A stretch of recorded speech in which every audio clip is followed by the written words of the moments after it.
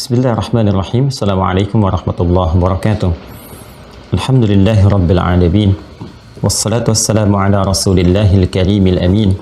Nabiyyina Muhammadin wa ala alihi wa sahbihi ajma'in. Wa ba'd. Faya ahbaballahi wa ahbab rasulihi sallallahu alaihi wasallam. Usi nafsi wa iyyakum bitaqwallahi faqad fazal muttaqun. Fala tamutunna illa wa antum muslimun. Faqala ta'ala Ya ayyuhalladzina amanu taqullaha haqqa tuqatih wa la tamutunna illa wa antum muslimun. Saudara-saudariku, berbahagia kita bisa terhubung kembali di kesempatan ta'lim kali ini. Tentunya kita mengawali dengan bersyukur pada Allah Subhanahu wa taala. Alhamdulillah masih diberikan kesempatan untuk beraktivitas di hari ini sesuai dengan ajal yang telah Allah tetapkan kepada kita semua.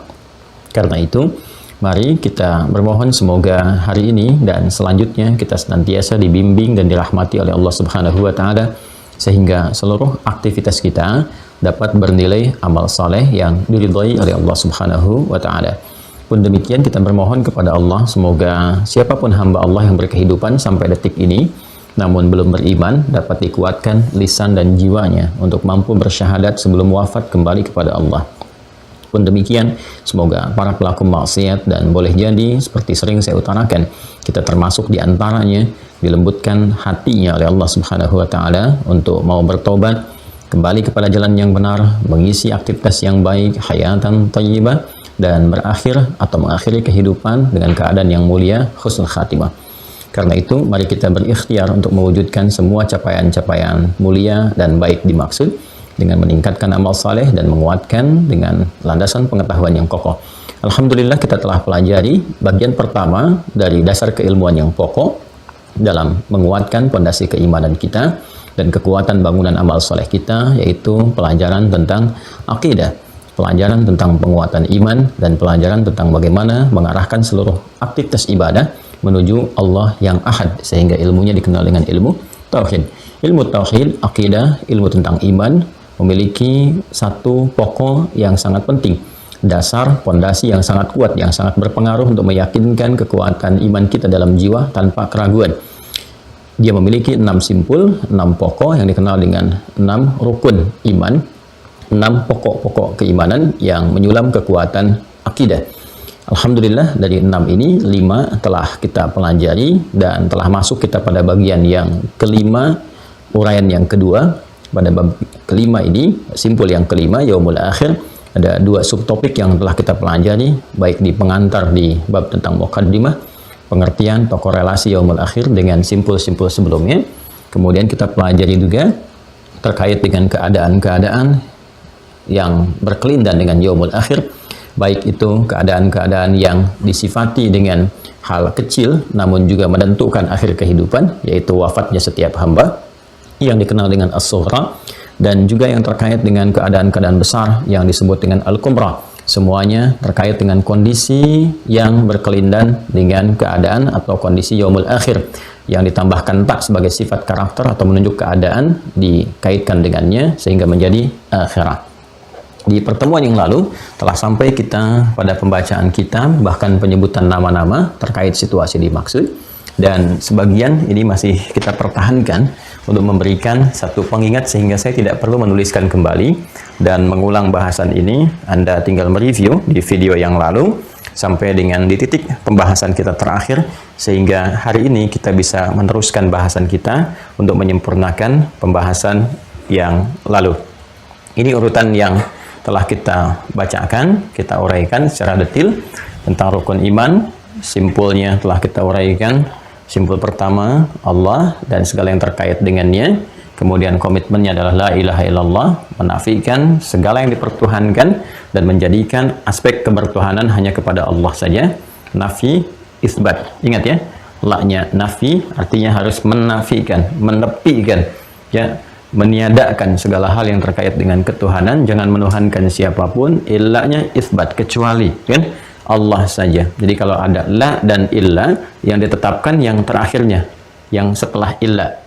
Ingat ya, kalau ada la dan illa, ya kan? La dan illa yang ditetapkan setelah illanya. Ya, jadi yang ini yang ditetapkan, yang ini dinafikan. La ilaha, enggak ada Tuhan. Semua, tidak boleh ada yang dipertuhankan illa kecuali tetapkan Allah saja, illallah. Kan? Itu syahadat kita, syahadu alla ilaha illallah.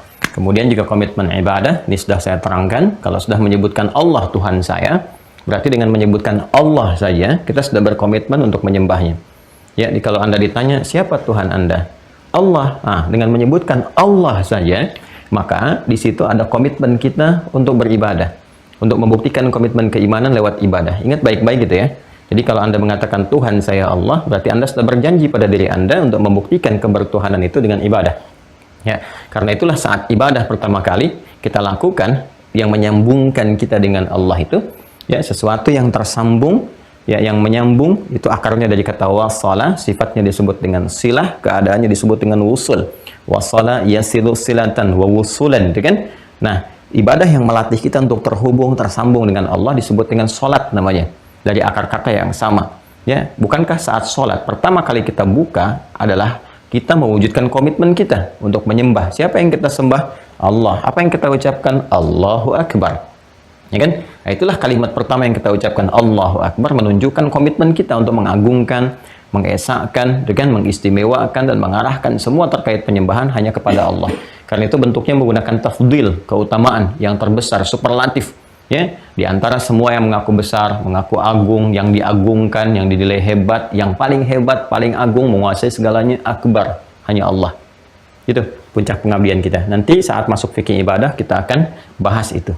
Kemudian Allah menugaskan para malaikat untuk mensupport tugas kita dalam mewujudkan dua hal ini, memberikan panduan lewat kitab disebut dengan hudan, dan terakhir Al-Quran telah kita tuntaskan, menugaskan para rasul untuk menjelaskan kandungan Al-Quran, ya, yang sebelumnya disebut dengan hudan, nama kitab-kitabnya berbeda-beda. Al-Quran sebagai penyempurna, sebelumnya ada Injil, ada Taurat, dan seterusnya ke atas, ya. Kemudian tugas rasul terakhir Nabi Muhammad SAW untuk menyempurnakan semua risalah sebelumnya, dikonfirmasi dulu risalah sebelumnya, kan? Kemudian menjelaskan yang selanjutnya sampai kehidupan berakhir. Karena itu mukjizat Nabi Muhammad terkait hudannya pun sifatnya abadi sampai kehidupan berakhir. Yang lainnya selesai karena sudah dikonfirmasi oleh Al-Quran, ya kan? Kemudian sudah selesai masanya sesuai dengan generasinya. Karena itu kita tidak temukan keabadiannya sampai dengan kini. Tidak terjaga karena memang hanya untuk di kondisi umatnya saja, di generasinya saja, di masanya saja, tidak berkelanjutan, tidak berkesinambungan. Berbeda dengan Al-Quran karena kitab penutup, artinya menutup semua risalah, menutup semua aspek-aspek yang terkait dengan kehidupan sampai dengan kehidupan berakhir.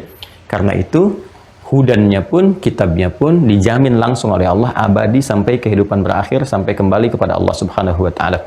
Yang dimaksud Quran surah ke-15 ayat yang ke-9, inna nahnu nazzalna dzikra wa inna lahu lahafizan. Allah langsung yang menjamin untuk menjaga. Karena itu sampai sekarang abadi sifatnya, tidak ada perubahan, tidak ada aib, tidak ada cacat, semua sempurna, sama persis seperti awal mula diwahyukan kepada Rasulullah SAW. Ini yang membuktikan, ya, kebenaran Nabi Muhammad SAW sebagai Rasul, sekaligus juga penguat tentang kebenaran risalah Islam. Ya, dan ini satu-satunya kitab suci yang terkait dengan aspek keagamaan, dengan keyakinan yang sampai sekarang masih teruji seluruhnya, murni, kemurniannya, otentisitasnya, ya, termasuk juga validitasnya, kebenarannya sampai sekarang. Dan alhamdulillah kita diberikan nikmat oleh Allah Subhanahu wa Ta'ala untuk beriman sampai dengan detik ini dan bisa menikmati mukjizat terbesar yang pernah disampaikan kepada Rasulullah. Tinggal nikmat itu diimplementasikan dalam kehidupan untuk mengkaji melalui tuntunan Rasulullah Sallallahu Alaihi Wasallam, segala yang tersandar kepada penjelasan beliau lewat hadisnya dan jejak kehidupan yang kita ikuti dengan sunnahnya. Semua ini kita kerjakan jadi kurikulum kehidupan sampai berakhir kehidupan kita, yang disebutkan dengan istilah yaumul akhir, itu kan hari akhir, berakhirnya semua aktivitas kita menunjuk kepada waktu, ruangnya, keadaan, totalitas aktivitasnya dan sebagainya. Imma boleh jadi kita yang meninggalkan duluan kehidupan kita di muka bumi ini dengan sifat dunianya, maka ini disebut dengan as-sughra, kan? Atau memang sudah selesai kehidupan di muka bumi ini, maka buminya pun, keseluruhannya pun selesai dengan sifat panahnya, disebut dengan kubra. Keadaan yang terkait ini semua tambahkan tak di ujungnya, sehingga kita kenal dengan istilah al-akhirah. Al-akhirah. Dari sini kita dimintakan oleh Al-Quran untuk mengkaji, mempelajari, kembali ke sini. Ya, kembali juga ke sini. Lihat segala hal yang terkait dengan keterangan ini, karena semua yang disampaikan oleh Al-Quran sifatnya nyata dan terbukti. Baik yang telah berlalu sebelumnya, juga yang dialami pada saat Al-Quran diturunkan, dan berkelanjutan sampai kapanpun kehidupan kemudian berakhir di titiknya dan selesai. Kan? Semuanya terbukti, ini terbukti, yang dalam proses pun sekarang sampai sekarang terbukti. Maka jika ini sudah terbukti, ini terbukti pun tidak ada celah lain kita untuk menolak bahwa yang akan datang pun kebenarannya pasti sifatnya mutlak. Karena itu Allah menegaskan semua kebenaran yang terkandung dalam Al-Quran disifati dengan satu kata saja, satu diksi saja, disebut dengan Al-Haq. Demikian di Quran surah kedua Al-Baqarah di ayat 147 Allah menegaskan Al-Haqqu mir rabbika fala takunanna minal mumtarin. Semua kebenaran mutlak itu yang sifatnya pasti semua bersumber dari Rabbmu, kan? Maka segala kebenaran yang bersumber dari Allah, ya, sifatnya mutlak. Ya, karena Allah maha segalanya, maha benar, kan kita katakan sadaqallahul azim. Allah maha benar dengan segala keagungannya, kebesarannya, dan segalanya. Kalau kita mengatakan maha benar, berarti segala yang disampaikan oleh Allah semua isinya benar. Ya, maka Nabi pun senantiasa ya membuka pernyataan beliau dalam khutbahnya, tausiahnya, seringkali beliau kemudian menegaskan dengan sabdanya, fa inna asdaqal hadithi kitabullah, kan? Fa inna asdaqa, yang paling benar. Kalau ada klaim, pernyataan dan sebagainya yang kita duga baik, benar, maka yang paling benar di atas semua itu adalah kitabullah. Semua firman-firman Allah Subhanahu wa taala yang terangkum dalam kitabnya. Dalam hal ini Al-Qur'an. Ya, maka ini yang dimaksudkan segala ketersambungannya. Nanti pembuktian tentang kebenaran mutlak ini Allah bentangkan, baik yang tertuliskan fis sutur atau mahfuzun fis sudur, maktubun fis sutur dalam bentuk mushaf, kemudian mahfuzun fis sudur dalam bentuk hafalan-hafalan ya pada Al-Qur'an, atau dibentangkan kemudian kalau yang ini ayat qauliyah, ayat-ayat yang nampak pada firman, disampaikan keterangan-keterangan begini, begini. Di langit ada tanda-tanda yang mendekatkan kita dengan Allah, kebesarannya disebut dengan ayat, kan? Kemudian juga ditunjukkan pula ini di daratan, ini di lautan dan sebagainya. Itu ayat qauliyah, disampaikan lewat firman Allah. Pembuktiannya nanti ada ayat kauniyah. Ayat kauniyah yang langsung terkait dengan fenomena alam sebagai pembuktian dari apa yang Allah firmankan.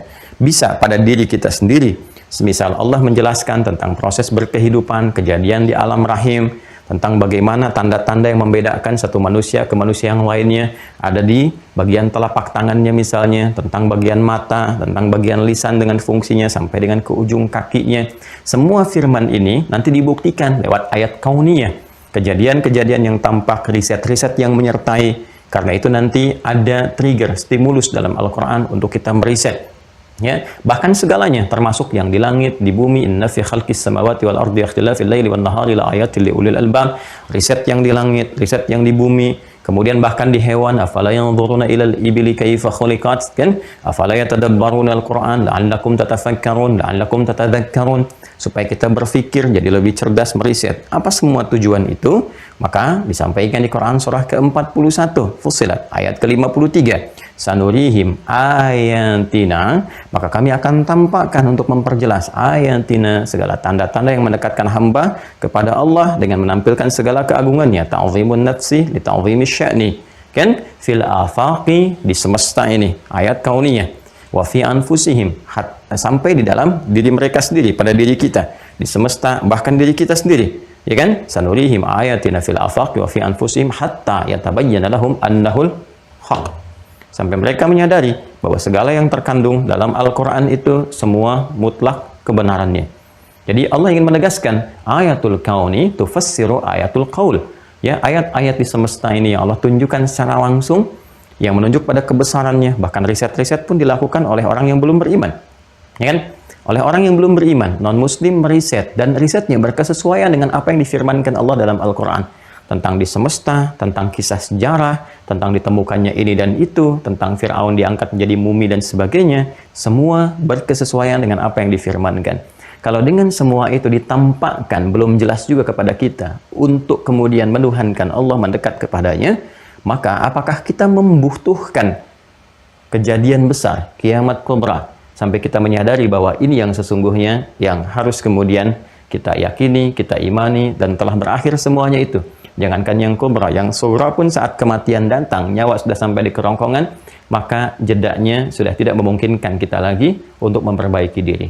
Karena itu, kembali kita ingin mengatakan, mari kita pelajari hal-hal yang disampaikan oleh Al-Quran yang jelas, mutlak kebenarannya, terbukti bahkan dengan riset ilmiah, segala yang difirmankan itu, maka baik yang nyata, yang zahir, ataupun yang batin, yang gaib sifatnya, itu menuntut kita untuk meyakininya.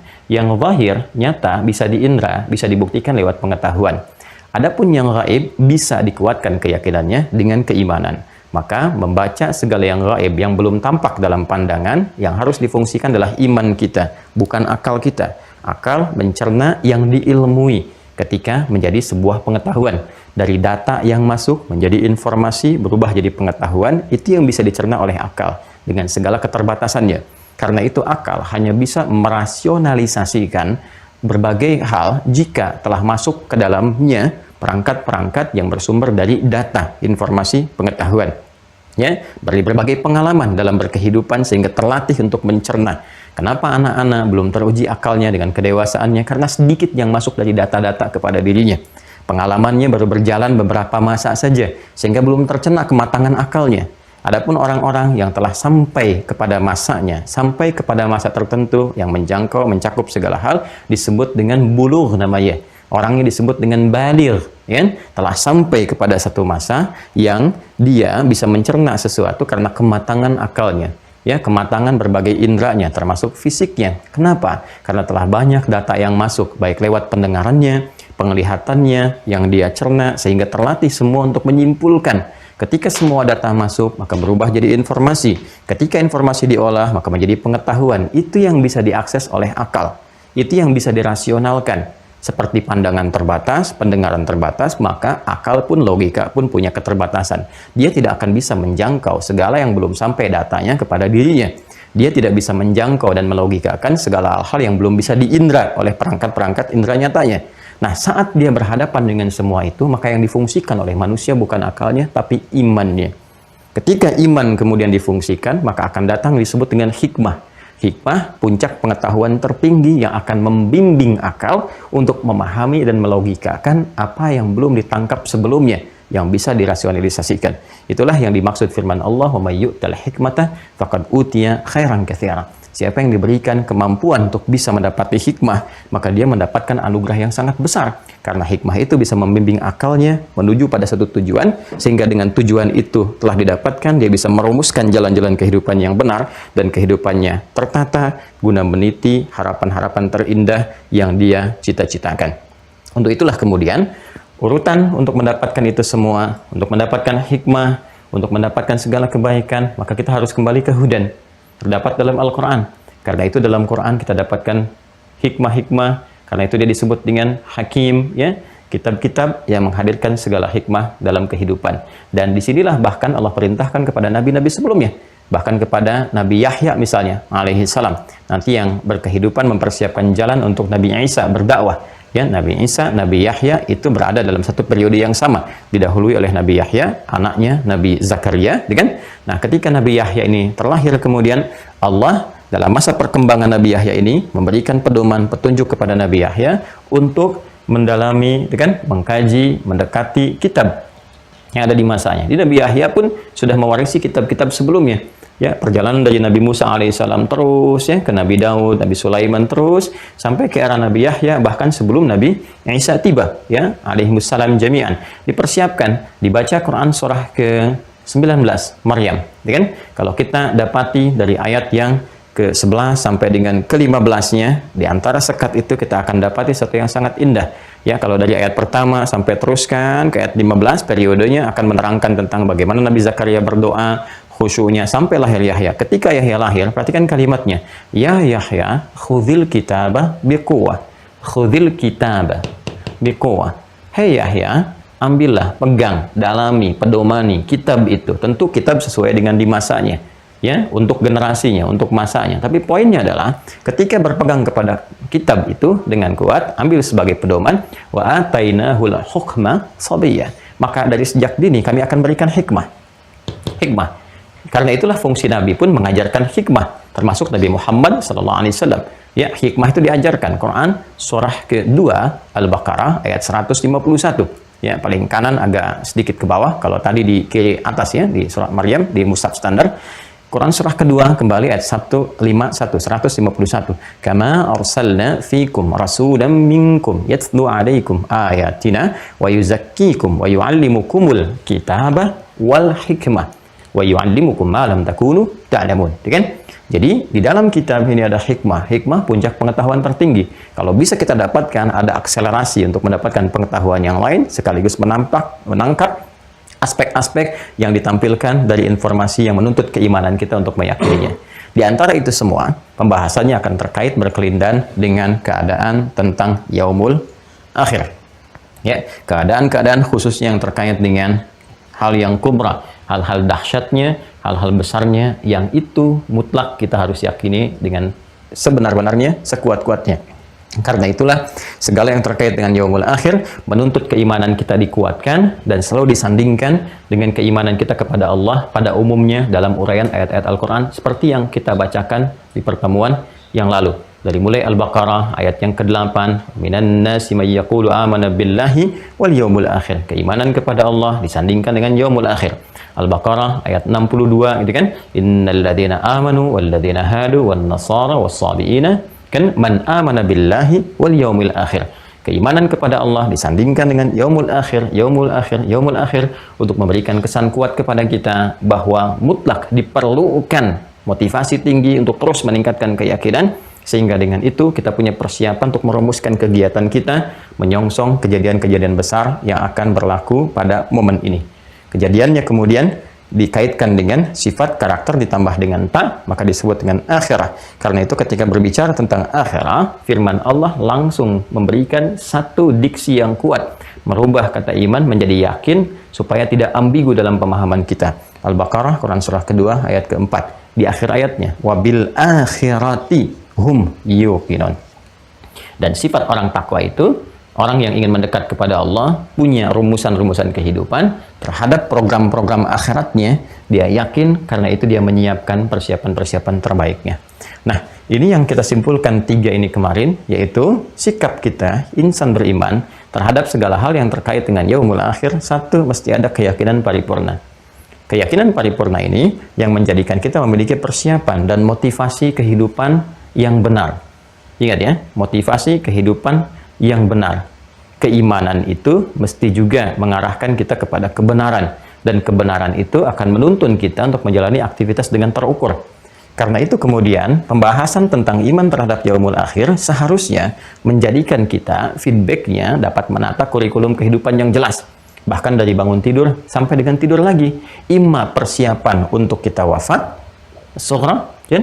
Atau bahkan persiapan untuk yang lebih besar lagi pasca kita wafat, kubra. Apa yang kita siapkan? Harus ada motivasi, turunkan ya, dan tuliskan minimalnya seperti yang guru kami ajarkan, dan tersambung tentu sanadnya kepada Rasulullah SAW. Ya, ketika Nabi mengingatkan kita untuk senantiasa ingat akan kematian, ingat kematian supaya apa? Tertata persiapan kehidupan kita.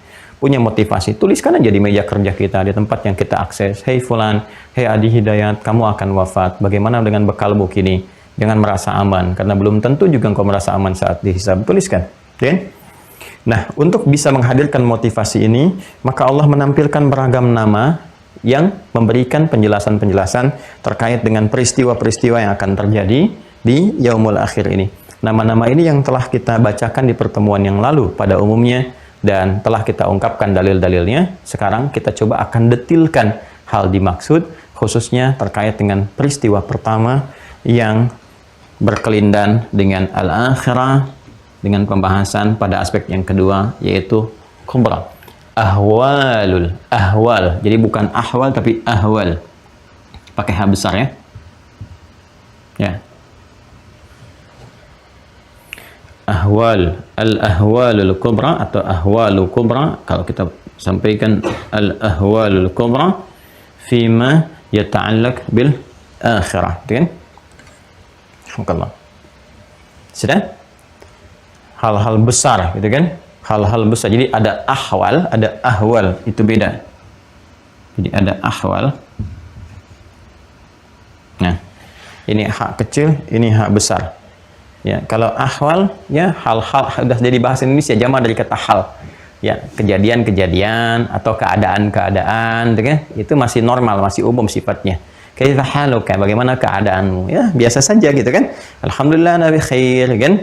Alhamdulillah saya baik-baik saja. Ya, alhamdulillah Allah uji sedikit lah. Ya, hal-hal yang insya Allah menguatkan diri saya gitu kan. Itu hal. Tapi kalau udah ada hak besar, haul, ya, ahwal, ini sudah sesuatu yang menggoncang, ya. Menggoncang, ada huru-hara di dalamnya. Ya kan? Di dalamnya ada perpaduan dari kegelisahan, menyatu antara gelisah dengan takut, gitu kan? Dan sebagainya. Jadi pakai ahwal. Ya, ini penting sekali memahami perbedaan huruf-huruf dalam pengucapan karena akan sangat berpengaruh kepada makna. Hurrah dengan hurlah itu beda. Hurlah itu bebas namanya, bebas, lepas. Hurrah itu kucing liar. Hurratun pakai hak. Kenapa kucing liar disebut dengan hak besar ya? Hurrah karena memang dia lebih lepas, lebih bebas di alamnya, tapi menggunakan hak besar. Ya, hurrah. Kucing kecil disebut Hurairah. Makanya kita dapatkan nama Abu Hurairah karena sahabat mulia ini yaitu Abdurrahman bin Sakhr sangat menyayangi binatang sebagai implementasi dari ajaran-ajaran Nabi sallallahu alaihi wasallam untuk memuliakan makhluk-makhluk Allah. Di situ dia merawat anak kucing kecil disebut dengan Hurairah. Dan sangat luar biasa, disuapi, dilindungi, diselimuti, disayang, dimasukkan jubah sehingga dikenal dengan Abu Hurairah. Nah, ahwalul kubra, apa saja hal-hal terkait dengan fenomena-fenomena yang besar, yang menghadirkan kegelisahan, ketakutan, kedahsyatan. Ya orang kecil aja orang udah gelisah kok. Ya, hal yang terkait dengan kematian aja kan, bagi sementara orang yang tidak siap, dia nggak akan tenang. Sikap gelisah itu kan tidak siap itu karena nggak ada bekal kan. Karena itu orang-orang yang tidak siap dengan kematian sebetulnya menyadari dirinya sendiri itu belum cukup bekal. Kalau sudah punya cukup bekal biasa saja gitu. Alhamdulillah kapan saja pulang, kapan saja waktunya pulang ya pulang. Bahkan ada di antara sebagian hamba yang sudah menanti, ya Allah sudah rindu kapan pulang ya. Ya Allah kapan pulang. Ada yang begitu. Ada yang begitu kan. Nah, jadi menunggu ajal dia teruskan aja, terus beribadah dengan kerinduan yang sangat luar biasa. Orang-orang yang tidak siap dengan kematian ya itu biasanya kurang bekal. Ya, akhirat kan lawannya dunia. Akhirah, lawannya itu dunia. Walal akhiratu khairul laka minal ula, gitu kan? Akhirat lebih baik daripada yang pertama, yaitu dunia. Jadi artinya apa? Kepulangan, kematian, ini kan jadi pintu gerbang untuk memasuki alam akhirat. Yang dimensinya berbeda, bekalnya pun berbeda. Jadi kalau ke akhirat, jadi harus nyari bekal akhirat, bukan bekal dunia. Kan sudah meninggalkan dunia. Masa ke akhirat bawa bekal dunia kan tidak nyambung. Karena dunia ditinggalkan, nggak akan bisa dibawa ke bekal akhirat. Alamnya tidak sama. Ya kan? Karena itu, sederhana memahaminya begini. Orang-orang yang siap dengan kematian untuk pindah ke gerbang akhirat, ya kan? Ke alam yang berbeda. Artinya, dia memang sudah punya bekal yang siap untuk pulang. Cukup bekalnya. Alhamdulillah dia siap untuk pulang. Ya, orang-orang yang tidak siap dengan ini, sederhananya apa? Masih terkait dengan dunia. Jadi pengertian terbaliknya saja. Kalau orang tidak siap dengan kematian, pintu gerbang akhirat, ya untuk pulang ke sini, dan merasa dia kurang cukup bekal, artinya apa? Kehidupannya masih dilekatkan pada dunia ini. Tapi yang paling aneh, ironisnya, dia mengerti dunia itu kan fana. Selesai, dan dia akan meninggal. Seharusnya logika, ini logika sekali. Kembali lagi nih. Banyak orang yang ingin melogikakan, merasionalitaskan. Tapi pada aspek-aspek yang terkait dengan kehidupannya yang abadi, esensi dan substansi tugasnya saat ada di dunia, dia nggak bisa menjangkau itu. Ada yang salah itu, karena ilmu yang dipakai ilmu dunia terus. Dunia kan nyari materi, nyari kedudukan, nyari jabatan, nyari popularitas, ke situ semua. Mata'ul hayatid dunya, kan gurur semua tuh.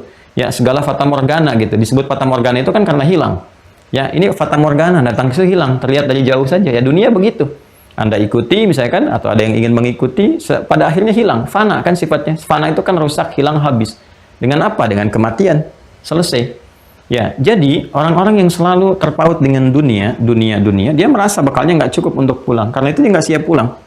Ya, pengertian terbaliknya, orang-orang yang tidak siap dengan kematian adalah orang-orang yang hidupnya masih ditambatkan di sini, di kehidupan dunia. Nah, orang yang terkena sifat-sifat semacam ini yang disebut oleh Nabi Shallallahu Alaihi Wasallam dengan nama wahan, namanya al-wahnu.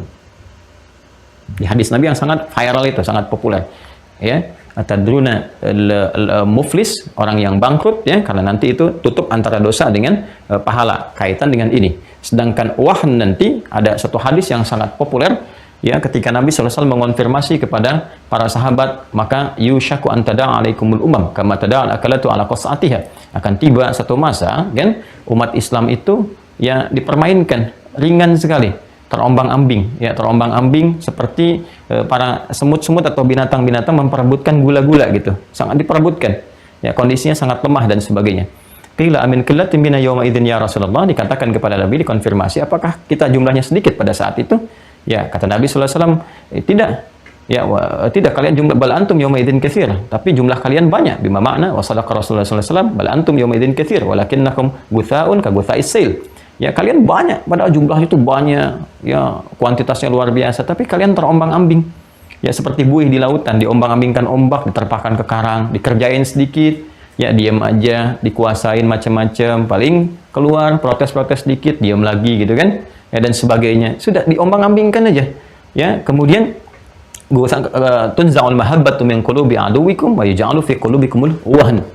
Ya. Jadi wibawa, sifat hormat, segan yang tadinya ada, kan, di orang-orang yang kontra terhadap Islam, tadinya wah sangat hormat kepada Islam itu, berwibawa, disebutkan Islam saja udah luar biasa gitu kan. Nanti Anda kalau lihat sejarah di masa lalu itu, bagaimana kebenaran, kebaikan, kemuliaan yang dibawa oleh Islam itu menggentarkan semua hal yang bahkan ya antipati terhadap nilai-nilai keislaman itu gentar kalau udah disebutkan dan sebagainya. Karena orang-orang yang anti dengan kebenaran, begitu kebenaran itu tiba kan takut gitu kan dan sebagainya. Nah, ini sesuatu yang sangat luar biasa. Lalu itu dicabut sehingga dianggap biasa. Orang Islam dianggap biasa.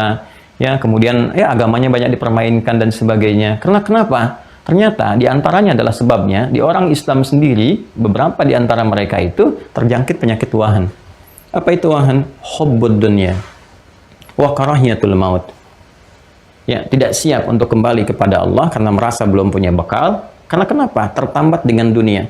Ya, bahasa terjemahan paling gampangnya, banyak masa saat orang-orang Islam itu rebutan dunia.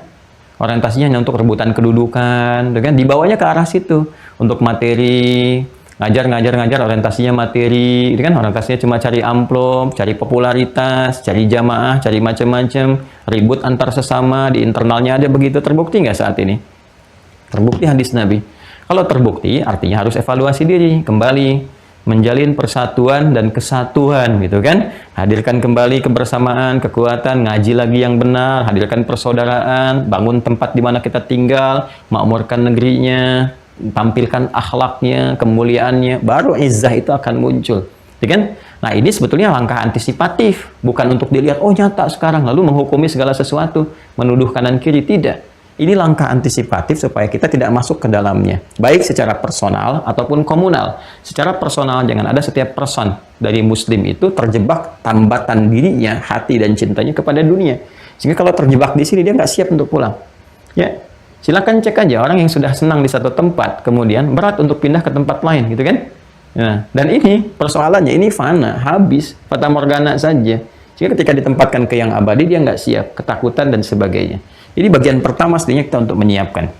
Nanti ditimbang nih, kalau banyak jeleknya dibandingkan dengan baiknya, termasuk nanti keburukan dunia yang merusak itu, yang menghilangkan pahala amal. Yang tadi saya sebutkan di awal tentang hadis muflis, orang bangkrut, ya, dia juga sempat sholat, sempat puasa, tapi habis karena tautan dunia ini.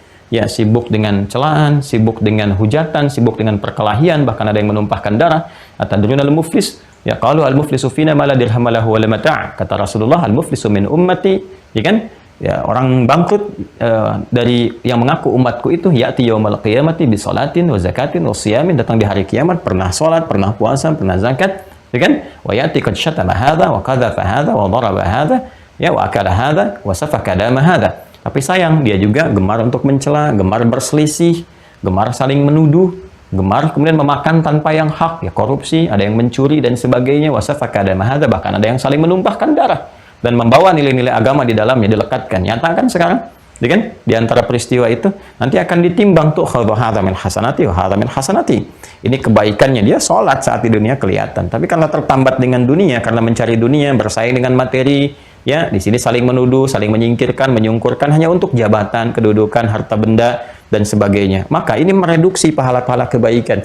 Maka sholatnya nanti akan menutupi misalnya tuduhannya, puasanya akan menutupi hoaxnya, gitu kan? Hajinya akan menutupi sifat zalimnya. Ketika habis fa'in faniyat hasanatuhu, habis semua bekal baik, tersisa keburukan aspek dunia ini. Ya, maka dia harus dibersihkan dulu yang ini nih, faturiha finnar. Maka dilemparkan ke dalam neraka, maka ini yang disebut dengan bangkrut. Habis asetnya, ya dari pahalanya nggak tersisa amal baiknya. Ini yang kita khawatirkan saat terjadi yang kubra. Nah, apa tanda ahwal yang pertama pada yang kubra ini? Saat semua kejadian itu berlangsung, ditimbang, dilihat, ya semua yang mati dihidupkan lagi, yang kemarin telah kita sampaikan disebut dengan ba'ats. Nah, maka ini diawali dengan apa yang disebut nama pertama, yaitu qiyamah. Ya, kita akan membahas bagaimana saat dibangkitkan kembali, diawali dengan kejadian apa lagi, ya, yaumul ba'ats telah kita sampaikan kemarin, yang ini. Ya, saat ini semua telah meninggal, tadi habis kan fana, habis kan di halaman 260 itu kemarin telah kita bahas mafhumu yaumil akhir gitu kan, pembahasan tentang pengantar yaumul akhir. Yang pertamanya kan disebutkan bahwa apa yang kita tinggali ini semuanya fana, akan rusak, akan hancur, kita meninggal dunia gitu kan. Kemudian setelah habis semua dibangkitkan kembali, kebangkitan disebut dengan ba'ats. Nah, tentang fananya itu coba cek di halaman 260 yang kemarin kita bacakan. Ini masih ada. Ya. Yang sebelah kanan ini tolong di-download ya, karena kita sudah scan, sudah tampilkan. Ada yabda'u yaumul akhir ya bi fana'i alamina hadza. Ada ininya bacaannya yang bawah di sebelah kanan. Yabda'u yaumul akhir. Ya, kita baca yabda'u, betul. Yabda'u yaumul akhir bi fana'i alamina hadza. Oke. Ayat nanti saya urutkan dari keterangan ini, saya urutkan dengan ayat-ayat yang ada di Al-Qur'an karena ini sudah terurut. Ini Masya Allah ini ya, jenius. Syekh Sayyid Sabiq ini jenius sekali memberikan satu gambaran pengantar highlightnya itu berdasarkan urutan ayat Quran. Ini menunjukkan beliau paham Al-Quran. Jadi disampaikan urutannya, nanti nama-namanya diurutkan. Ya, yabda'ul yaumul akhiru, dimulai yaumul akhir ini keadaannya kan, atau huru-hara, kegelisahan, macam-macam kehancurannya itu kan, bifana ya alamina hadza, dengan hancurnya, habisnya alam yang kita tinggali ini. Dan segala fenomena yang terkait dengan kehancuran, kedahsyatan, terjadinya, bangkitnya, hidupnya, segala hal itu kan yang tidak beraturan terjadi pada saat itu, yang diatur sedemikian rupa gitu kan dengan ketetapan Allah, dan kita melihatnya segala hal gitu kan, ya gambaran ya yang tercitra, karena kita insya Allah nggak mengalami itu gitu. Kita insya Allah orang beriman tidak mengalami itu, karena ini hal-hal terbesar yang akan dialami oleh orang-orang yang keingkarannya sangat luar biasa, sehingga seketika dihancurkan dengan hancurnya alam. Nah, itu disebut dengan qiyamah namanya. Ya, qiyamah. Seperti ini. Akar utamanya. Ya, kalau kita menggali ke verbnya, nah ini terkait berkelindan dari turunan kata aqama, ya kan? Kemudian juga nanti ada aqama.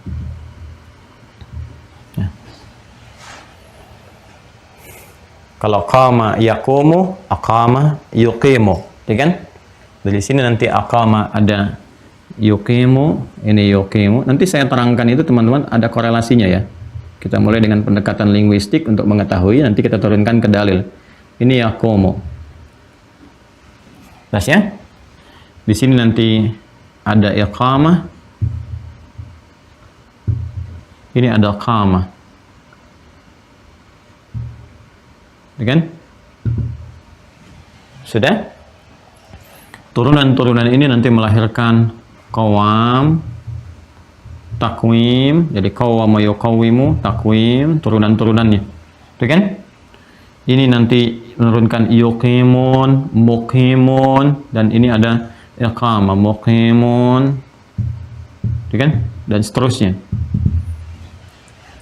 Perhatikan, ini tasrif yang saya lompati untuk memudahkan. Ini aqama yuqimu iqamatan. Ya, nanti ada muqimun. Terus fahuwa maqamun, itu kan? Muqamun. Kemudian maqamun uqima yuqamu. Ya. Lihat sini baik-baik ya. Pelan-pelan teman-teman sekalian. Kata qiyamah asalnya ya, asal kata yang paling dasarnya dari kata qama. Ya, qama itu artinya sesuatu yang pertama tegak berdiri dengan lurus ya, dengan baik, yang siap melakukan satu gerakan. Jadi segala hal yang siap dengan aktivitas gitu kan, tegak, yang lurus kan. Jadi keadaan seperti ini itu disebut dengan qama, kata kerjanya. Qiyam, jadi kan keadaannya. Qiyam. Jadi kalau orang Arab bilang qiyaman artinya berdiri tegak, lurus, sempurna. Ya, badan sempurna, tidak miring kanan, miring kiri gitu kan. Kemudian lurus, kaki terbuka sedikit dengan keseimbangan. Segala berjalan yang seimbang seperti ini qiyam. Kalau di bentuk fisiknya yang sempurna, baik, sehingga dengan kebaikan itu dia siap melakukan aktivitas sesuai dengan maslahat hidupnya. Ya, tegak, sempurna. Jadi keadaan yang sempurna, yang tegak, siap beraktivitas dengan baik, itu disebut dengan takwim namanya. Ya, takwim, qawwama yuqawwimu takwiman. Jadi meluruskan sesuatu, menyempurnakan, menegakkan sehingga siap untuk digunakan dalam segala hal kan. Kemudian kalau kepenciptaan nanti disebut dengan takwin. Jadi ada takwin, ada takwim ya. Kawwana yukawwinu takwidan, kalau penyiapannya disebut dengan takwiman. Kemudian teman-teman sekalian, dari sini kita temukan misalnya di surat At-Tin ya. Surat At-Tin kalau kita baca ya, wattini wa zaitun wa turi sinin wa hadzal baladil amin laqad khalaqnal insana fi ahsani taqwim. Jelas ya? Sungguh kami ciptakan manusia itu, teman-teman sekalian, dalam bentuk rupa yang sempurna, yang bagus, yang ayat keempat di surah At-Tin itu. Ya, bentuk sempurna, yang bagus, yang baik, yang dengan itu dia siap untuk beraktivitas. Ya kan? Ini surah At-Tin, teman-teman sekalian, surah 95 ya, di ayat yang keempat. Nah, kemudian teruskan, qawam juga akan terbawa dengan tegak itu beraktivitas. Dia bawa ya, utamanya dalam menjalani kehidupan bersosial. Kan kalau sudah beraktivitas itu sifatnya sosial. Ya, bukan hanya memenuhi kebutuhan diri tapi berinteraksi dengan yang lainnya. Dan sifat sosial pertama dibawa ke keluarga kan? Ya, karena itu pemimpin dalam keluarga itu ketika menata kebutuhan sosialnya di rumah, itu sifatnya disebut dengan qawam. Quran surah keempat An-Nisa ayat 34 ya, paling kiri sebelah atas di mushaf standar. Ar-rijalu qawwamuna 'alan nisa. Para lelaki itu gitu kan, diberikan oleh Allah fitrah kepemimpinan untuk menata tegaknya kehidupan dalam berumah tangga. Yang dari tegaknya rumah tangga itu yang benar nanti dibawa ke kehidupan bermasyarakat. Kalau di dalam rumah sudah tidak benar, ke masyarakat nanti akan berpengaruh hal yang buruk antara satu dengan yang lainnya. Ya, jadi secara pribadi dia takwim sempurna, kemudian menata sosial pun ada sifat-sifat qawam yang di sini ditata aktivitasnya dengan baik. Secara pribadi beraktivitas, secara sosial beraktivitas, segalanya dimulai, semua aktivitasnya ini. Untuk keseimbangan dalam beraktivitas itu, bukan hanya fisik yang dipenuhi, dari makannya, dari minumnya, dari akalnya juga kemudian, kan, untuk bisa membimbing fisik dalam beraktivitas dengan baik, tapi jiwanya juga. Seperti saya terangkan saat di awal, saat membahas anatomi tentang manusia, kan ada fisik, ada kemudian akal, ada roh kan. Nah, roh pun perlu ditata juga. Ya, seperti fisiknya tegak, rohnya pun harus tegak juga. Seperti fisiknya siap beraktivitas dengan sempurna, rohnya pun harus sempurna. Kenapa? Karena kesempurnaan roh ini akan membimbing fisik tegak beraktivitas. Nggak mungkin bisa tegak begini kalau rohnya itu lemah. Kalau roh tidak ada, fisik nggak akan tegak. Akal pun nggak akan tegak. Karena itu rohnya harus sempurna, harus baik. Ya, karena itulah penegakan roh itu dinaikkan statusnya dari sekedar qama menjadi aqama, ditambah. Ziyadatul mabna tadullu ala ziyadatil ma'na. Menambahnya satu bangunan huruf, satu kalimat akan memberikan kesan makna yang lebih luas. Karena itu ketika Allah kemudian mensupport kebutuhan roh untuk menegakkannya, maka kalimatnya dirubah dari sekedar qama menjadi aqama, untuk memberikan kesan bahwa roh punya fungsi yang lebih kuat dibandingkan dengan fisik. Roh akan memengaruhi keadaan fisik, roh yang menggerakkan fisik. Karena itu support kebutuhan roh, penggeraknya menggunakan derivasi kata aqama dibandingkan dengan qama atau qawwama dari situ, ya. Nah, maka teman-teman sekalian, di sini turunan kata aqama yuqimu, jamaknya yuqimun, kan orang-orangnya muqimun disupportkan untuk mensupport segala kebutuhan roh. Contoh kebutuhan roh itu semua kan terakumulasi pada ibadah. Ibadah pertama yang mensupport roh itu kan sholat. Karena itu perintah-perintah sholat itu mendapatkan turunan dari kata ini untuk mensupport tegaknya itu dilakukan. Perhatikan, ketika menyebutkan perintah sholat atau keadaan terkait sholat itu seringkali didahului dengan verb, kata kerja fi'il. Turunan daripada ini menggunakan bentuk aqamah, aqamah yuqimu. Kalimat sholat pertama disebutkan di Al-Baqarah ayat yang ketiga. Alladzina yu'minuna bil ghaibi wa yuqimunas shalah. Ini untuk jama, yuqimunas shalah. Bahkan ketika bentuk fi'il mudhari, verb ini yang berbentuk present, continuous, future, gitu kan, berkelanjutan terus sampai berkemajuan menggunakan derivasi kata aqama jadi yuqimun, dirubah ke dalam bentuk kata perintah fi'il amr, masih turunan kata ini. Quran surah kedua Al-Baqarah ayat 43 ketika merubah bentuk fi'il mudhari menjadi bentuk fi'il amr, wa aqimus shalah wa atuz zakah warka'u ma'ar raki'in. Wa aqimu, tuh, wa aqimu. Ketika bentuk tunggal pun dikembalikan ke sini. Aqimis salata liduluki syamsi ila ghasaqil laili wa qur'anal fajr. Quran surah 17 ayat ke-78. Aqimis salata tarafain nahar wa zulafan minal lail innal hasanati yudhibnas sayyi'at. Quran surah ke-11 Hud ayat 114. Ya kan? Ya utlu ma uhya ilaika minal kitab wa aqimis salah. Quran surah ke-29 ayat ke-45. Turunan kata ini. Isyarat penunaiannya supaya tegak dilakukan, supaya baik, supaya sempurna, disebutkan lagi sebelum dilakukan sholatnya, supaya diingatkan sholat kamu harus khusyuk, harus tegak, harus baik gitu kan, harus sempurna. Maka pengingatnya disebut dengan iqamah namanya. Aqama yuqimu iqamatan. Hanya orang Indonesia kan senang menyingkat-nyingkat di ujungnya, gitu kan? Di Hasan san iqamat komat gitu kan? Ya kan? Maka iqamah disingkat dengan qomat gitu kan? Asalnya dari kata iqamah. Aqama yuqimu iqamah. Ada adzan, ada iqamah. Baik ya? Nah, ini korelasinya. Semua interaksi spiritual roh untuk mensupport keadaan fisik sehingga ketika yuqimun dikerjakan, sholatnya bagus, maka takwim akan sempurna. Karena itulah penegakan kehidupan dalam rumah tangga yang berharap samara itu selalu harus dihiasi dengan peningkatan kualitas dan kuantitas ibadah. Itu yang menjadikan akumulasi takwa itu hadir, sehingga dengan takwa solusi muncul. Solusi kerumah tanggaan, solusi pribadi, sampai solusi sosial. Kehidupan bersosial ketika menjadi komunitas disebut dengan kaum kan? Kaum itu dari bahasa Arab, akarnya dari sini juga. Kaum. Ya, diserap ke dalam bahasa Indonesia menjadi kaum. Kaum ini, kaumnya Nabi Musa, kaumnya Nabi Ibrahim, kaum ini, yang soleh yang seperti ini, kaum yang soleh, kaum yang jelek-jelek begini, kita kenal dengan ini kaum Sodom, kaum Namrud, kaum ini, kaum itu, dan sebagainya. Kaum, ini menunjuk satu interaksi sosial.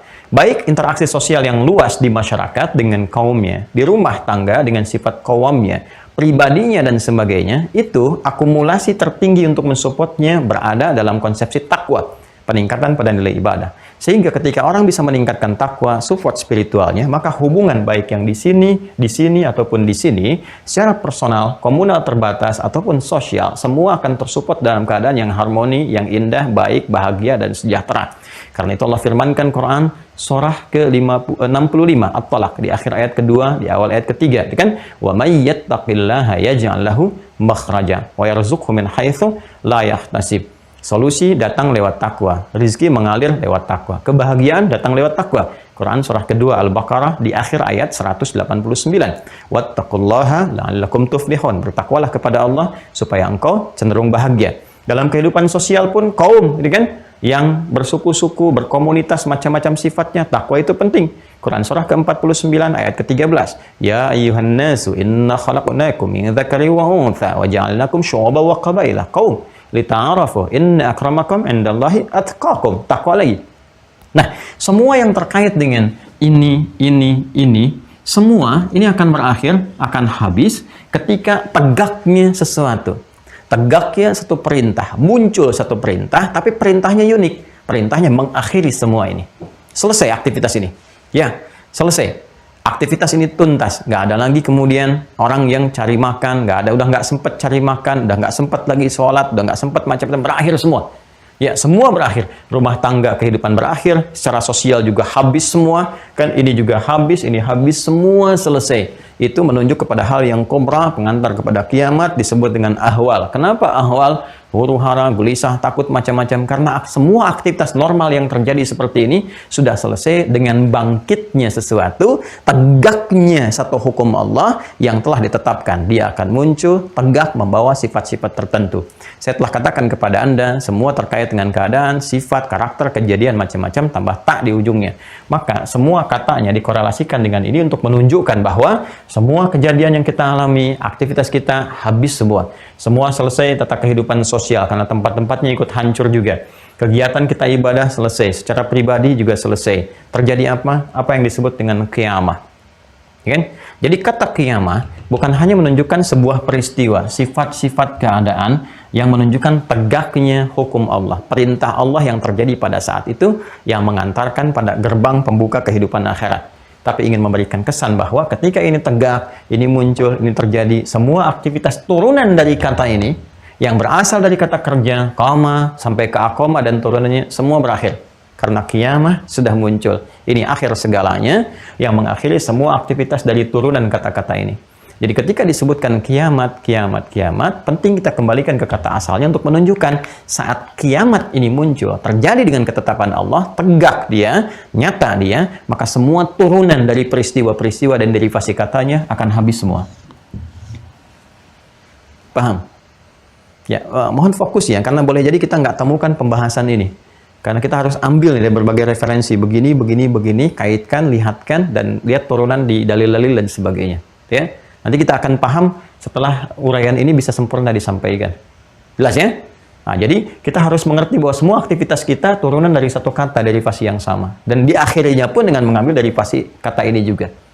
Nah, apa yang terjadi pada saat ini? Mari kita lihat keterangan-keterangan Al-Qur'annya. Ketika disebut dengan qiyamah, apa yang terjadi? Maka Allah turunkan langsung satu surah dengan namanya langsung, surah ke-75. Quran surah 75. Ya kan? Ayat pertamanya nanti menunjuk sumpah Allah ya tentang kejadian ini yang nyata sifatnya.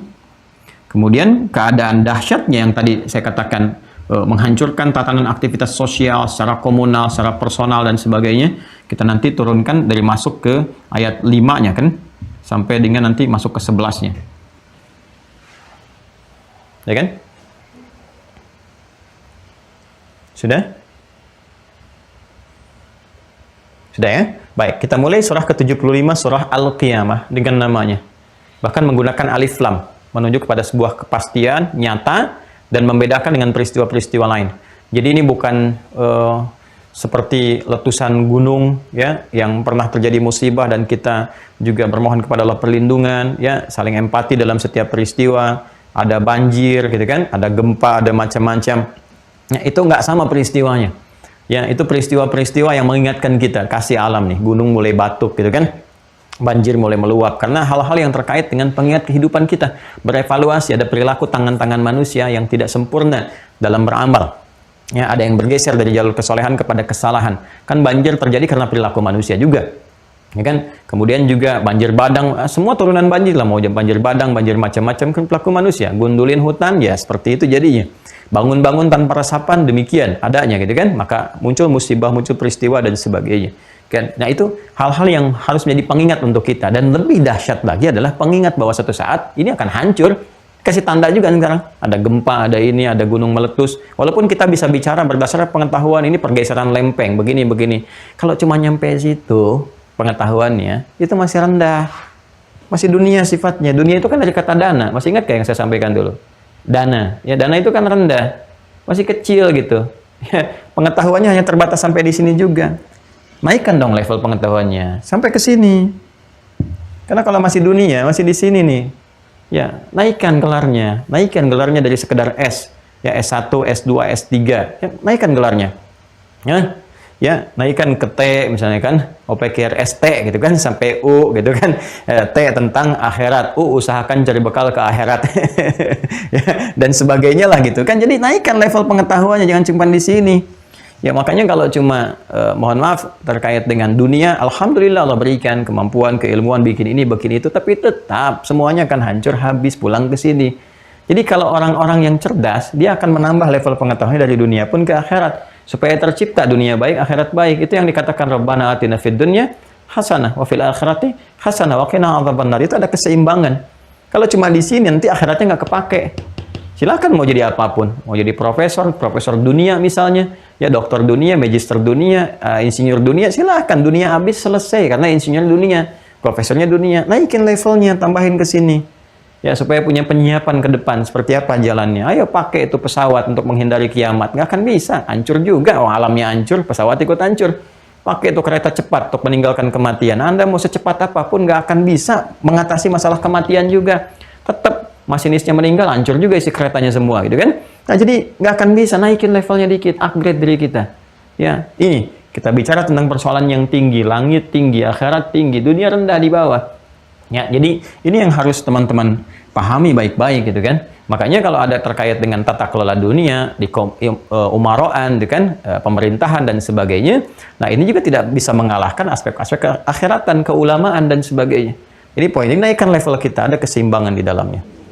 Ini, saya teruskan ke sini ya. Kemudian la uqsimu biyaumil qiyamah, gitu kan? Nah, karena ada alif lam, ini menunjuk pada sesuatu yang khusus, nggak sama dengan gempa yang dirasakan sekarang.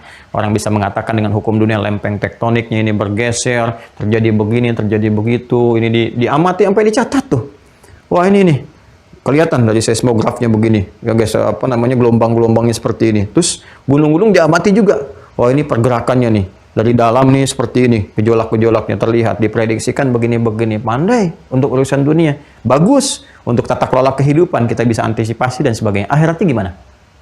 Ayo coba. Itu kan baru nyentuh akal sama fisik. Akal tersentuh, fisik mengondisikan. Ayo mengungsi, ayo berlari, macam-macam. Sekarang rohnya kena nggak? Ada banyak fenomena yang tidak harus dibaca dengan akal saja, dengan fisik saja. Rohnya juga ikut baca dong. Ya, supaya sempurna pembacaannya. Ini apa yang Allah inginkan lewat sini? Hikmahnya apa? Kita dikasih tahu. Satu kali ada yang lebih dahsyat daripada ini, yang nggak sama dengan yang ini. Sesuatu yang spesial, yang khusus pakai alif lam, ma'rifah, untuk menunjukkan bahwa itu berbeda, alif lam. Ya, artikel the kalau dalam bahasa Inggris itu kan. Ya, ini sudah al-qiyamah. Jadi ini berbeda, dahsyat. Dan fungsi alif lamnya bukan hanya menunjuk pada ta'rif, pengkhususan peristiwa ini, tapi juga syumuliyah istighraq. Saat ini terjadi semua tanpa kecuali hancur. Habis gitu kan. Maka kalau ada ya musibah-musibah, selain kita berduka, saling membantu, saling menolong dalam kebaikan, kita ingat juga, ya Allah, istighfar, istighfar, istighfar. Ya, erupsi kemarin kan di Semeru, Allah tunjukkan ada banjir, ada apa. Kita satu sisi kita hidupkan ta'awun 'alal birri wat taqwa, saling menolong, datang, gitu kan? Kita berikan yang terbaik untuk saudara-saudari kita dimanapun berkehidupan, gitu kan? Tampilkan, niatkan sebagai ibadah, layani yang terbaik, buat poskonya, evakuasinya, bekerja sama dengan semua. Tapi roh kita membaca, istighfar. Astagfirullah ya Allah, astagfirullah. Ini kan bagaimana kalau satu saat kejadian, saya mengalami terlibat di dalam keadaan gempa itu, meletus gunung itu, banjir itu, tsunami itu, istighfar, istighfar, istighfar. Dan dahsyatnya ketika muncul semua kejadian kiamat. Ya. Tapi yang namanya manusia, Allah sudah bersumpah, la uqsimu biyaumil qiyamah. Maka disebutkan yaumnya. Nah, la uqsimu biyaumil qiyamah. Nah, ini dia. Ya. Jadi kan baik-baik. Ini menarik nih, biasanya ada ragam banyak ayat di dalam Al-Quran ketika sumpah itu menggunakan huruf waw, namanya wawul qasam. Ya, kalau dengan waktu kan seringkali menggunakan waw. Wadduha, Allah bersumpah demi waktu duha, ya kan? Wal-laili idza saja, demi malam apabila telah gelap gulita. Bahkan nanti ada surat Al-Lail juga, wal-laili idza yaghsha, gitu kan? Wan-nahari idza tajalla. Itu kan bersumpah demi malam, demi siang. Kemudian apalagi wal fajr, walayalin ashr, demi waktu fajar. Dan sebagainya, wal asr, gitu kan, demi waktu yang diberikan kepada kita untuk beraktivitas, itu pakai waw, qasam, qasam, qasam. Ini qasamnya langsung disebutkan langsung, bukan dengan huruf tapi dengan namanya langsung. Ya, ini uqsimu. Jadi aqsama yuqsimu, ya kan? Aqsama yuqsimu, aqsama yuqsimu. Ini aqsama yuqsimu. Nah, ya. Aksama, aksamtu, aksamta, aksamti, aksamna. Aku bersumpah. Kalau menunjuk pada satu kejadian yang ingin disampaikan bahwa ini akan terjadi. Bersumpah, ini akan terjadi. Aku bersumpah demi sesuatu yang akan datang. Maka bentuk ke mudhari. Ya, mudhari itu kan sesuatu yang akan berlangsung. Sedang, berkelanjutan, akan berlangsung. Satu di antara tiga makna ini. Atau ingin menunjuk secara langsung kamu yang sedang hidup sekarang atau berkelanjutan hidup, nanti akan tiba saatnya aku bersumpah, maka gunakan bentuk fi'il mudhari. Ya, dari aksama jadi yuksimu. Kalau menunjuk kepada bentuk personal maka langsung menggunakan uksim, Ya, Allah langsung yang mengatakan. Ya, dengan segala keagungannya bersumpah langsung menggunakan katanya. Uqsimu, aku bersumpah bahwa akan tiba. Ya, kalau kita ingin dengan bahasa tafsir yang lebih luas, hei kamu yang hidup sekarang. Kita nih. Karena Al-Quran sifatnya abadi, berkelanjutan, terjaga, melintasi setiap zaman, maka fungsi ini pun akan mengkhitab, memberikan kesan kepada siapapun yang melintasi zaman sesuai dengan eranya.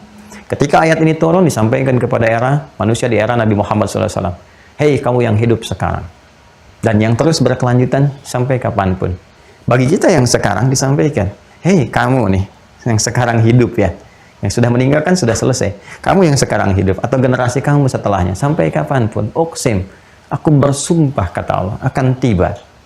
Akan tiba. Ya, tapi sebelum kata ini muncul diawali dengan la. La uqsimu biyaumil qiyamah. Kenapa la ini muncul? Bukan hanya menunjuk satu kesatuan untuk sumpah begini. Bukan hanya menunjuk pada satu kesatuan. Tapi ini punya fungsi untuk menafikan segala tindakan-tindakan yang kontraproduktif dengan lahirnya kiamat ini. Kenapa? Karena ada di antara hamba-hamba yang menyaksikan, meragukan, mengolok-olok dan sebagainya, sampai mempertanyakan kapan kiamatnya tiba, itu kan? Kapan begini, kapan begitu, gitu kan? Nanti ini kaitan dengan ayat kelima, ya, sampai dengan ke-11-nya. Bal yuridul insanu liyafjura amamah yas'alu ayyana yaumul qiyamah, gitu kan? Baik. Bal yuridul insanu liyafjura amamah. Dan ini kan terus la uqsimu biyaumil qiyamah wa la uqsimu binafsil lawamah, terus sampai ayat kelima kita temukan bal yuridul insanu liyafjura amamah. Tapi manusia itu dasar, kan? Dasar manusia yang beraktivitas dalam kehidupan. Ingat, kalau disebutkan insan 65 kali dalam Al-Qur'an menunjuk totalitas kehidupan manusia. Tapi manusia ini yang menjalani aktivitas dan terus aja berbuat maksiat. Yafjura, ya, itu kan bersumber perbuatan yang bersumber dari sifat fujur. Masih ingat keterangan saya dulu? Di jiwa manusia, di nafas itu kan ada takwa, kan? Ada fujur. Ini seringkali saya ungkapkan. Ya, ini supportnya malaikat, ini diprovok oleh setan, kan? Jiwa fujur ini kalau dibangkitkan berdiri sendiri, maka lewati nafsu ke qalbu, ke sudur, keluar tindakan su. Innan nafsa la'amaratun bisu, ya. Quran surah ke-12 ayat 53. Pelaku ini disebut dengan fujar. Wa innal fujjara lafi jahim, ya kan? Ya, kemudian tindakannya kalau keluar dalam bentuk perilaku disebut yafjur. Gelombang ini nih, dari fujur memicu gelombang ke atas berdiri sendiri, itu prosesnya disebut yafjur. Yafjur. Jadi tindakan yang disupport oleh sifat fujur lewat sini. Ya. Bal yuridul insanu liyafjura amama. Tapi manusia yang beraktivitas itu seringkali mengikuti hawa nafsunya yang bersumber dari fujur, mengikuti godaan setan. Yafjura mengikuti tindakan-tindakan yang diwaswaskan oleh setan lewat fujur. Ya, amamah, padahal dia sadar itu bertentangan dengan hukum Allah. Ya, Allah melihat, mengawasi, dia masih berbuat maksiat juga. Jadi seakan-akan gak nganggap Allah. Ya, itulah bahasanya tuh. Ya, bapak ibu, di depan bapak ibu, anak-anak bapak ibu tuh melakukan tindakan yang kotor, nonton gambar-gambar yang gak senonoh, ya, video-video yang jelek dan sebagainya. Jadi nggak dianggap bapak ibu. Kira-kira respon Anda sebagai orang tua bagaimana? Marah kan? Bisa jadi Anda ambil tuh handphonenya, tabnya, bisa Anda banting, bisa Anda marahi. Ini kata Allah, saya melihat kalian, saya mendengar kalian, sami'un basirun, laisa kamitslihi syai' wa huwas sami'ul basir. Dia yang menatap, dia mengawasi dan mengetahui segalanya, dan kita menyadari sedang dilihat Allah. Kita menyadari sedang diawasi, tapi kok bisa berbuat maksiat? Bingung juga gitu kan kita. Heran. Katanya dilihat Allah, tapi masih bisa merasakan untuk berbuat maksiat dan sebagainya. Katanya diawasi, tapi kok santai aja berbuat sesuatu yang bertentangan hukum Allah.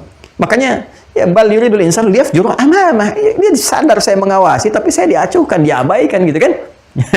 Nah, bahkan menantang kiamat. Yas'alu ayyana yaumul qiyamah. Bahkan dia bertanya, kapan kejadian kiamat itu? Ya, maka di Allah awali dengan sumpah, lah, jangan begitu. Jangan pernah kalian berlaku begitu. Nggak boleh seperti itu. Maka insan beriman dengan satu huruf ini aja, udah. Harus waspada nih. Ya, supaya nggak apa? Supaya nggak masuk dalam kejadian ini. Sekali-kali, jangan pernah lakukan seperti itu. Nanti ada kalla, ada la, dan seterusnya. Ya, kalla bal rana ala qulubihim. Sekali-kali tidak, sekali jangan lakukan.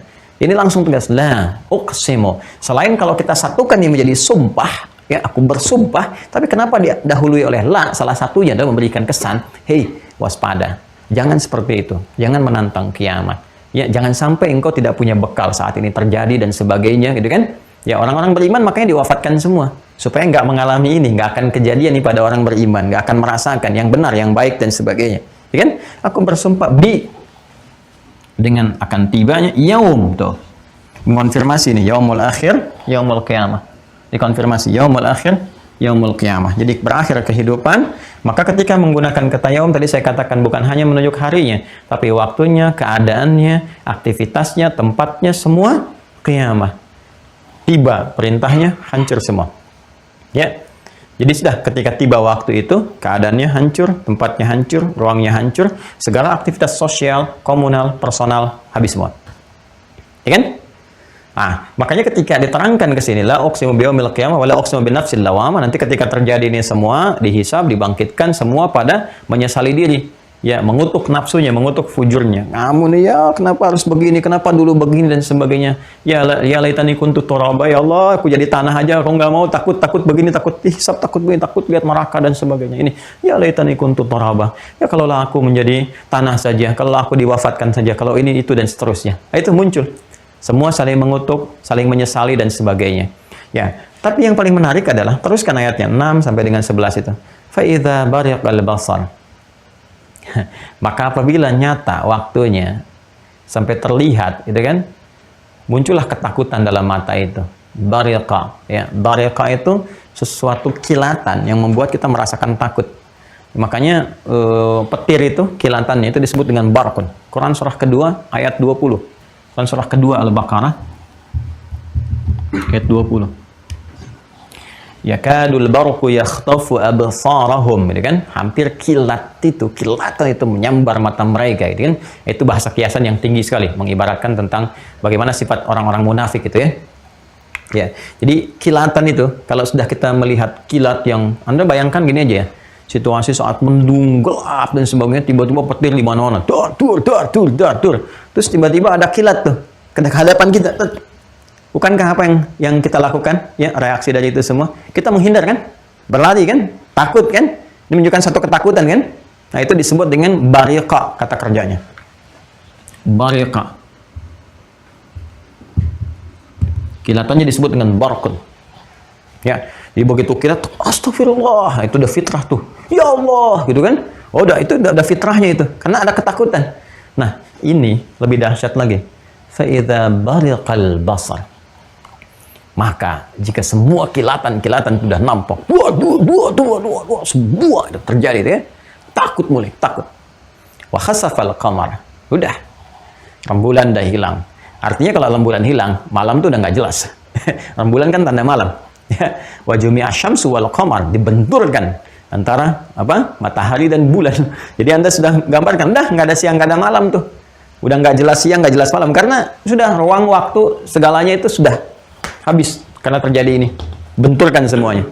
Ya, nanti itu dikonfirmasi dengan Quran surah ke-69 Al-Haqqah itu ayat 13 sampai dengan 14. Quran surah 69 ayat 13 sampai dengan 14. Masih ingat malaikat siapa namanya?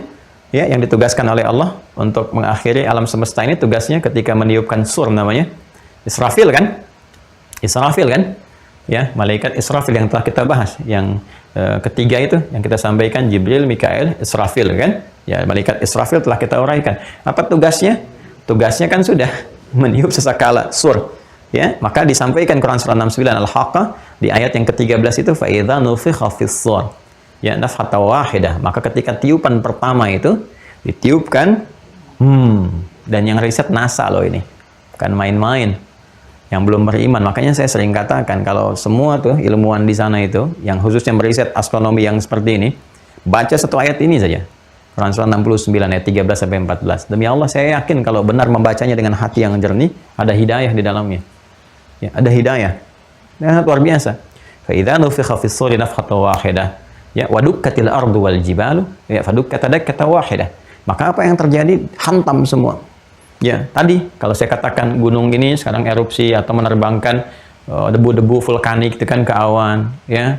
Kemudian kan beda antara terbang debu vulkanik dengan proses erupsi dengan kemudian meletus dan sebagainya. Ini semua tercabut, pasak-pasak buminya itu, pasak-pasaknya kan gunung. Ya, wal jibala autada, kami kuatkan bumi itu dengan gunung-gunung, jadikan gunung sebagai pasak. Ya, dan silakan cek di geografi, di ilmu geografi atau di geologi misalnya. Silakan cek, bukankah fungsi gunung itu jadi pasak? Ya, pasak-pasak bumi untuk penguatnya itu. Itu Al-Qur'an menyampaikan itu secara ilmiah, nyata lagi. Nah, itu dicabut pasaknya semua. Kalau kita bikin tenda, kasih patok, cabut patoknya semua, kan runtuh tendanya. Nah, sekarang bumi pasaknya dinaikkan semua. Yang tadinya meletus kan muncul gunung baru, pasak baru. Kan ini pasaknya udah nggak kuat. Hikmah Allah menjadikan itu meletus karena pasak ini sudah terlalu tua, lama, kan muncul yang baru nanti, anak-anak yang baru.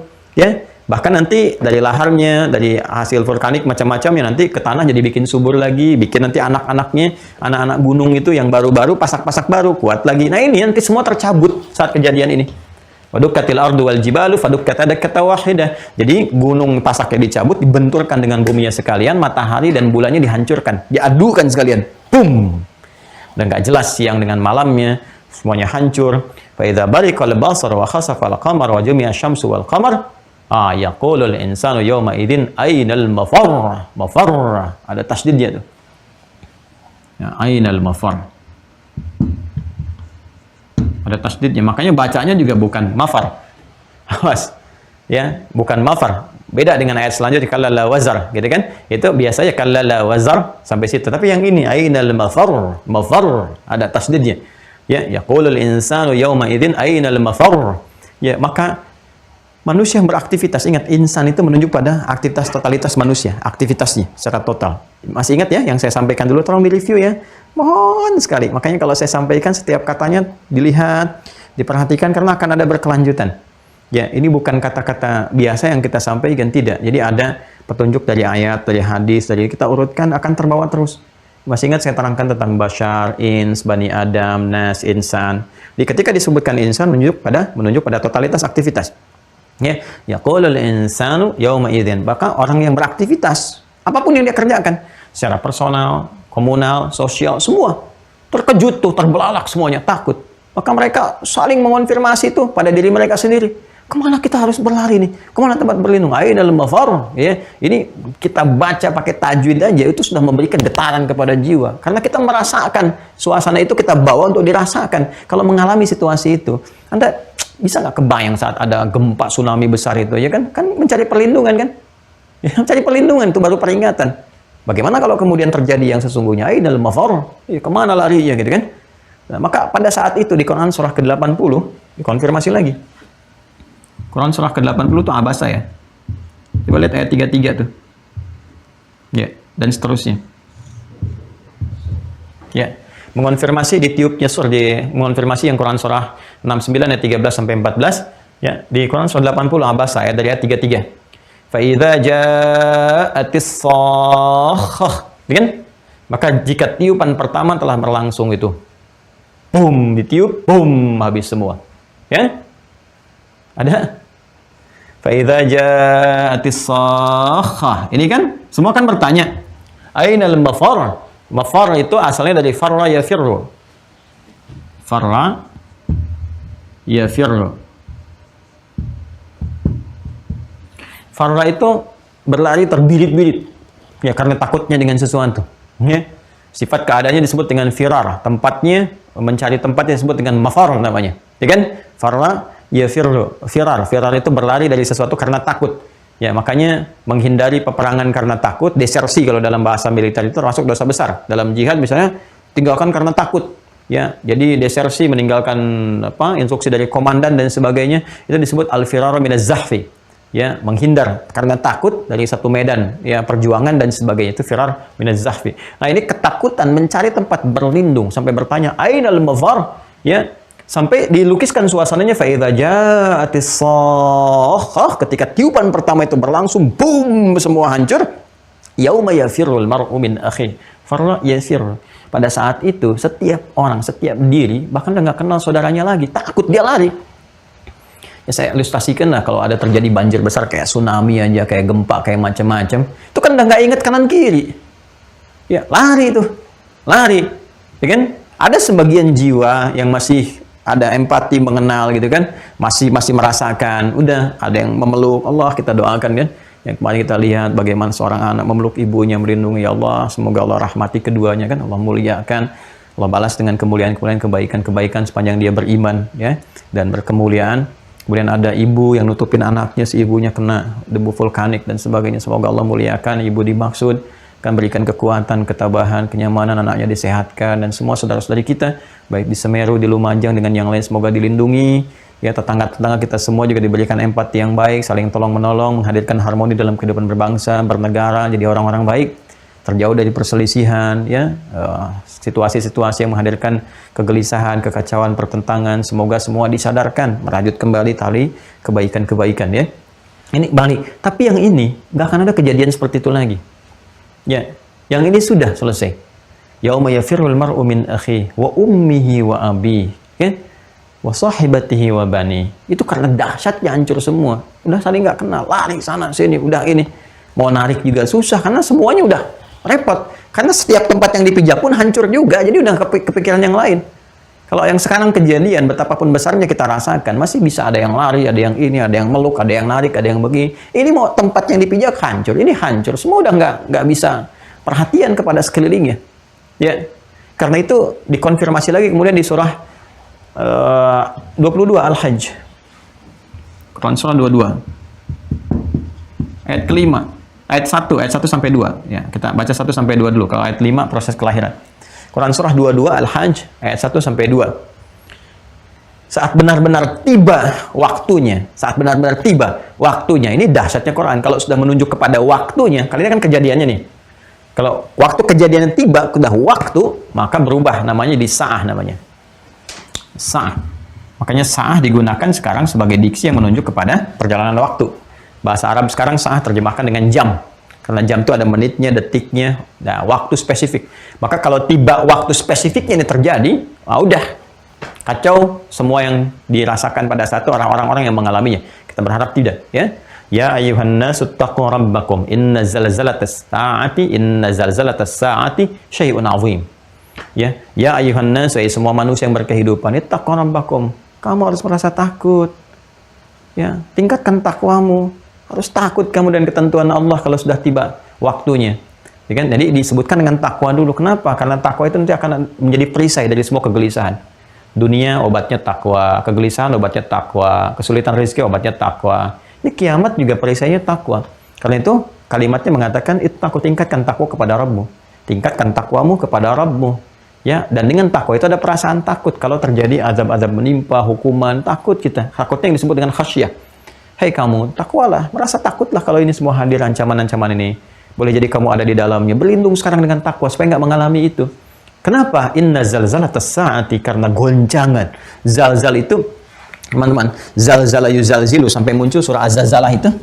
Az-Zalzalah dikonfirmasi lagi kan di surah Az-Zalzalah itu. Ini satu kalimat dikonfirmasi dengan satu surah. Inna zalzalatas saati syai'un 'azim. Karena sungguh kalau tiba waktunya, harinya, menitnya, detiknya, jamnya terjadi itu syai'un 'azim, akan terjadi sesuatu yang dahsyat, yang besar gitu kan. Kemudian zilzal. Inna zalzala yuzalzilu. Ada surah Az-Zalzalah. Ya. Yuk kita lihat surahnya. Idza zulzilatil ardu zilzalaha, kan? Kalau zalzala sekali disebutkan itu meruntuhkan bangunan yang di atas begini, ya, hancur ke bawah. Ini ada bangunan begini nih, ya, disebutkan misalnya zalzalatil bunyan, ya, ini bangunan ini kena gempa hancur, maka ini yang di atas turun ke bawah.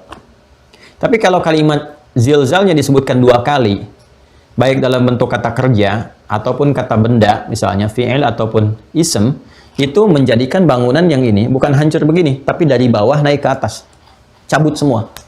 Jadi bukan runtuh ke bawah, tapi dari bawah naik ke atas, ngadu semua. Maka di surah Az-Zalzalah, perhatikan kalimatnya, dikonfirmasi Quran surah ke-22 ayat 1 ini, inna zalzalatas saati syai'un 'azim. Bila goncangan di waktu itu telah tiba, gitu kan, maka akan dahsyat terjadinya. Bagaimana dahsyatnya? Idza zulzilatil ardu zilzalaha. Dua kali disebutkannya. Pertama, kata kerja dalam bentuk pasif, ya kan? Bentuknya pasif ya, ingat. Idza zulzila, kan? Fi'il madhi majhul, idza zulzila. Kalau idza kata idza ketemu fi'il madhi, bentuknya berubah jadi present. Ya, kata idza bertemu dengan fi'il madhi, ya, past tense bentuknya, ya. Idza ketemu dengan past tense fi'il madhi, maka berubah jadi mudhari maknanya, secara makna. Ya, jadi present. Idza zulzilatil ardu, jika nanti kejadian ini nyata terjadi, ya, hancur bumi, zilzala, sehancur-hancurnya. Jadi saat terjadi goncangan ini, bukan runtuh yang di atas ke bawah, buminya tercabut ke atas, benturan semua. Bumi benturan sama gunung tadi. Ya, gunung dengan dikonfirmasi tadi, yang tadi di surah Al-Qiyamah itu, ya. Kemudian termasuk di Al-Haqqah, Al-Qiyamah, bulan dengan matahari, wajibnya syamsu wal qamar dihancurkan seperti ini. Ya, kemudian di Al-Haqqah ayat 14 itu, wadukkatil ardu wal jibalu fadukkata dakkata wahidah, bumi dicabut semua, hancur seisi-isinya. Dengan gunungnya, dengan apanya, ngadu semua. Ya, wa akhrajatil ardu athqalaha dikonfirmasi, maka semua yang ada di bumi pun keluar semua, tercabut. Wa qala al-insanu ma laha. Nah, semua yang beraktivitas pakai insan lagi tuh. Ya, coba lihat kesesuaiannya. Di Al-Qiyamah insan, kan? Kemudian di sini kita temukan insan, ya. Wa qala al-insanu ma laha. Ya, semua kemudian berkata, ini apa yang terjadi nih? Ainal mafar. Mereka mencari tempat tuh. Terus yauma yafirul mar'u min akhi dan seterusnya. Ya, nanti dikonfirmasi kemudian di surah 79. Ya, di An-Nazi'at itu, ya, di An-Nazi'at, di ayat 34. Kalau yang ini ditiupkan, kalau tiupan terjadi gitu kan, ditiup hancur nih. Hancur. Ya, segalanya terjadi, tegaknya sesuatu, hancurnya disebut dengan kiamah, tiupannya disebut dengan sahah, ya kan? Nah, kekacauan, kehancuran semuanya disebut dengan tammah. Tammah. Tadi kan saya katakan, ada yang sughra, ada yang kubra kan? Maka dikonfirmasi di Quran surah 79 An-Nazi'at ayat 34 dan seterusnya. Fa idza ja'atit tammatul kubra. Ada ayatnya? Ya kan? Fa idza ja'atit tammatul kubra yauma yatadzakkarul insanu ma sa'a dan seterusnya. Ya kan? Nah, maka ketika terjadi kehancuran yang dahsyat itu, sudah pakai tammah. Nanti ada hancur dan sebagainya, hancur. Terus kubra, bukan yang sughra lagi, kubra, hancur semua, naik semua. Ya, jadi kita diberikan satu gambaran oleh Al-Qur'an bahwa kalau udah terjadi kiamat ini semua hancur, habis naik tammatul kubra. Baru manusia itu ya dalam kepanikan, sadar gini dan sebagainya, baru ingat, aduh ini yang dijanjikan dulu kejadian begini, baru nyadar kamu. Ya, yauma yatadzakkarul insanu ma sa'a, baru sadar apa yang telah dikerjakannya ini selama ini. Ternyata yang dijanjikan itu betul, mau nyari perlindungan susah. Ya udah, hancur dengan keadaannya semua. Ya. Nah, kemudian digambarkan di Quran surah kedua di ayat 2-nya kan diteruskan lagi. Semua tuh dikonfirmasi ayat 1, ayat 2, ini surat mengonfirmasi lagi. Ya ayuhan nasu taqu rabbakum inna zalzalatas saati syai'un 'azim. Kemudian apa yang terjadi? Yauma tadhhalu kullu murdi'atin amma arda'at, kan? Sampai saking dahsyatnya ibu-ibu yang sedang memberikan ASI pun gitu kan, wah kaget udah meninggalkan anaknya dan sebagainya. Wa tad'u kullu dzati hamlin hamlaha, gitu kan? Yauma tarawunahu, ya yauma tarawunaha, ketika ada yang menyaksikan itu, yauma tarawunaha, ketika orang-orang yang mengalami kiamat itu, dan insyaallah orang beriman beramal saleh itu nggak akan mengalami situasi itu. Tapi orang-orang yang menantang, bertanya, "Yas'alu ayyana yaumul qiyamah," kapan kiamatnya kejadian, gini. Udah yang penting dunia aja, besok gimana nanti, gitu kan? Nah, orang-orang yang nggak beriman dan sebagainya, udah nggak ada amal soleh lagi dikerjakan, orang berimannya sudah mulai satu-satu diwafatkan oleh Allah sesuai dengan ajalnya semua, sehingga sudah banyak maksiat terjadi, udah nggak ada yang sholat lagi, nggak ada yang ini, nggak ada yang itu. Ya, kemudian juga Al-Quran mulai naik lagi tuh. Nggak tersisa para penghafal dan sebagainya. Sudah terjadi kiamat ini, saling terkonfirmasi, hancur semuanya. Ya umat tarawunah, hai kalian orang-orang yang ingkar tuh, yang banyak nanya dulu yang begini begitu. Ketika kalian menyaksikan itu semua, wah, dahsyat terjadi itu semua. Saking dahsyatnya, maka ibu yang sedang menyusui pun tiba-tiba melepaskan anaknya dan sebagainya, semua hancur. Terus yang mengandung keguguran, itu kan? Kemudian wataran nasa sukara, kalian melihat orang-orang itu seperti orang mabuk. Ya wamahum bisukara, padahal mereka nggak mabuk, nggak minum minuman keras. Tapi kenapa? Karena goncangan itu. Anda lihat nggak orang kena gempa itu, kalau ada di alam situasi gempa kan goyang-goyang begini kan? Ya, itu kan ilustrasi seperti orang mabuk kan? Itu diilustrasikan, ya kan? Seperti orang mabuk kan? Kena goyang, padahal dia kan nggak mabuk, tapi karena situasi gempa begitu. Nah ini gempanya lebih dahsyat lagi. Semua digoyangkan begini, terombang-ambing begini begitu dan sebagainya. Kacau situasinya. Ya, maka disebut dengan hal-hal ahwal, situasinya ahwal, situasi besar, situasi menghadirkan kekacauan, macam-macam, hancur semuanya. Istilahnya bisa macam-macam diterjemahkan ke dalam bahasa-bahasa di mana tempat menetap. Ada yang bilang Armageddon, ada yang bilang ini, bilang itu, huru-hara akhir zaman, gitu kan. Nah, sekarang kan lagi tren gitu ya tentang informasi seputar akhir zaman. Padahal Nabi diutus pun sudah akhir zaman. Makanya Nabi disebut Nabi penutup akhir zaman. Ya, dan ketika Nabi masih berkehidupan bertugas pun kan sudah turun surah Al-Qamar. Ya, Surah pembukanya apa? Surah ke-54 ayat pembukanya apa? Iqtarabatis sa'atu wa insyaqqal qamar. Ya, telah dekat kiamat. Zaman Nabi disebut dengan dekat, telah dekat kiamat. Ya, sekarang dibikin sinetron kan, kiamat sudah dekat, kan? Itu konfirmasi ayat pertama surah 54, kan? Iqtarabatis sa'atu wa insyaqqal qamar. Bulan sudah terbelah, mukjizat sudah datang, nabi penutup sudah ada, telah dekat kiamat. Cuma kan hitungan Allah ya dengan hitungan kita kan sangat jauh berbeda, dimensinya tidak sama dan sebagainya. Ya, antara langit, akhirat dengan dunia saja kan beda hitungannya. Satu hari sama dengan 1000 tahun. Ya, kalau Allah berfirman misalnya berapa hari kita tidak tahu dari masa Nabi, berapa hari kiamat akan terjadi. Kalau hitungan hari kan dekat sifatnya. Tapi harinya antara hitungan langit dengan bumi kan berbeda. Ya, itu baru konfirmasi langit dan bumi. Bagaimana kalau sudah kita konfirmasikan pada hukum Allah? Ya, fi yaumin kana miqdaru alf sanatin mimma ta'udun, yang paling standar saya seharinya sama dengan 1000 tahun, ya kan? Ya kalau kita lihat, ya kalau Allah tetapkan misalnya, wallahu alam kan, wallahu alam, 3 hari dari era Nabi, atau 2 hari dari era Nabi, ya kalau 1000 tahun, kalikan 2, 2000 tahun, kali 3, 3000 tahun, ya kan? Makanya ada orang-orang yang mencoba mengonfirmasi, hitung-hitung di sana sini, dihitung, dilihat, dimacam-macamkan, nggak akan sama, nggak akan dapat itu, nggak akan terjadi demikian, itu hanya prediksi saja. Makanya ketika dikonfirmasi, kenapa harus bertanya tentang waktu? Waktu itu pasti terjadi, nggak kamu hitung pun kejadian juga. Yang harus ditanya, apa persiapan kamu menjelang itu terjadi? Gitu. Jadi kalau ngitung-ngitung hari kiamat sebetulnya nggak ada kerjaan gitu. Nggak dihitung pun kejadian. Jadi jangan pernah mengatur yang sudah akan terjadi, yang sudah tetap kejadiannya. Ya, matahari ini terbit dari timur nih, emang di timur. Ya, Anda sampai mimpi juga matahari terbitnya di timur juga. Gitu kan? Kecuali kalau kejadian terjadi, kiamat tiba, terbit di barat, disatukan antara timur dengan barat, ya antara matahari dengan rembulan, sudah nggak ada siang, nggak ada malam, selesai semuanya. Karena itu ketika ada orang-orang bertanya kepada Rasulullah tentang waktu kiamat dan sebagainya, maka turun wahyu menyampaikan, balik mengonfirmasi, ya, apa persiapan kamu untuk menjelang itu semua? Karena nggak ada yang tahu tentang waktunya kapan terjadi, dirahasiakan supaya kita serius. Ya, diberikan gambaran-gambaran dengan tanda-tanda. Tadi kan waktu dikonfirmasi dengan sa'ah kan? Sa'ah waktunya. Maka Allah tetapkan Quran surah 31, ya, Luqman ayat 34. Di sini ada 5 hak prerogatif Allah Subhanahu wa taala yang dikonfirmasikan kepada kita, tidak akan diketahui kecuali Allah saja, kecuali oleh Allah saja. Pertama, innallaha 'indahu ilmus sa'ah. Yang pertama kali disebutkan, tidak ada yang tahu kejadian, hanya Allah saja yang tahu, yaitu apa? Pastinya terjadi kiamat. Waktunya, detiknya, kapannya dan sebagainya. Karena itu kalau ada yang sifatnya menyampaikan prediksi yang prediktif tentang kiamat, abaikan aja, diabaikan aja, mau siapapun. Ya. Kalau ada misalnya menghitung ini itu dan sebagainya, ya itu hanya gambaran-gambaran pengetahuan untuk meningkatkan amalan. Ya, tapi kalau sudah memastikan kiamat akan terjadi tanggal sekian, bulan sekian, tahun sekian, abaikan aja yang seperti itu. Abaikan aja. Persiapan kita lebih kepada apa? Lebih kepada amal-amal dan sebagainya. Dan ada sebagian ulama juga yang dulu mengabarkan kepada kita tentang kemungkinan-kemungkinan dari hitungan-hitungan begini. Sebetulnya itu bukan ingin memastikan. Itu memberi gambaran kepada kita, hey, usia dunia ini udah begini. Kalau dari zaman Nabi itu udah lebih dari 1400 tahun. Ya kalau dihitung udah mengalami begini, dunia ini udah terlalu sepuh, sudah tua, gitu kan. Tanda-tanda ini musibah udah banyak di mana-mana. Apa dengan tanda-tanda itu kamu belum sadar? Mau berapa abad lagi, mau berapa tahun lagi, itu maksudnya.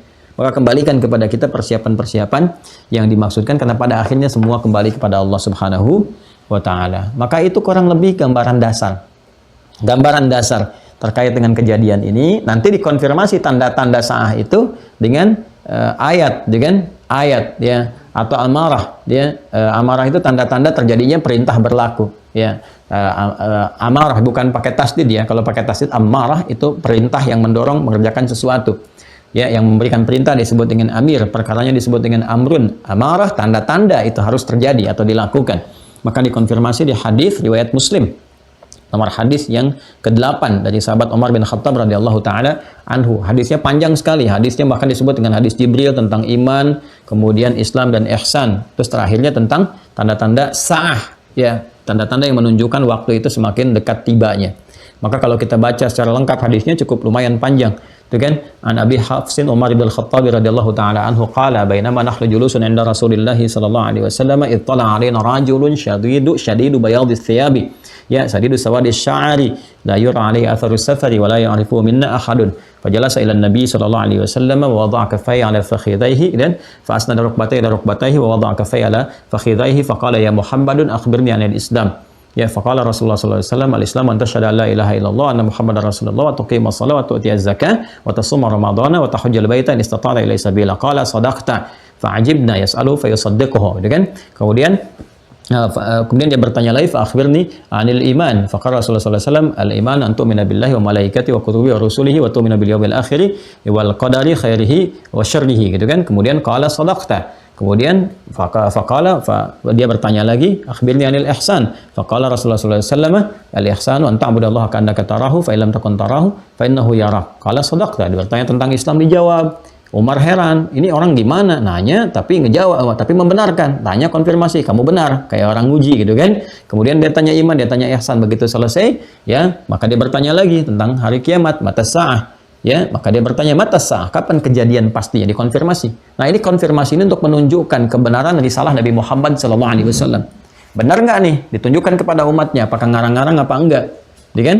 Nah, maka ketika ditanya mata sah, ya, maka dijawab oleh Nabi, mal mas'ulu anha bi'alama minas sa'il. Yang ditanya tidak lebih tahu daripada yang bertanya. Ternyata yang bertanya itu siapa? Ketika dia pergi, kan Nabi SAW mengkonfirmasi kepada sahabat. Atadruna, ya, manila ati, tahukah kalian siapa yang datang? Atau kama qala Rasulullah sallallahu alaihi wasallam, tahukah kalian tadi siapa yang datang? Mereka berkata, Allah wa Rasulullah alam. Nabi menjawab, huwa Jibril atakum liyu'allimakum dinakum. Dia adalah Jibril, sedang menyamar datang kepada kita, menyamar dalam bentuk manusia, rupa manusia, datang kepada kita untuk mengajarkan tentang pokok-pokok agama.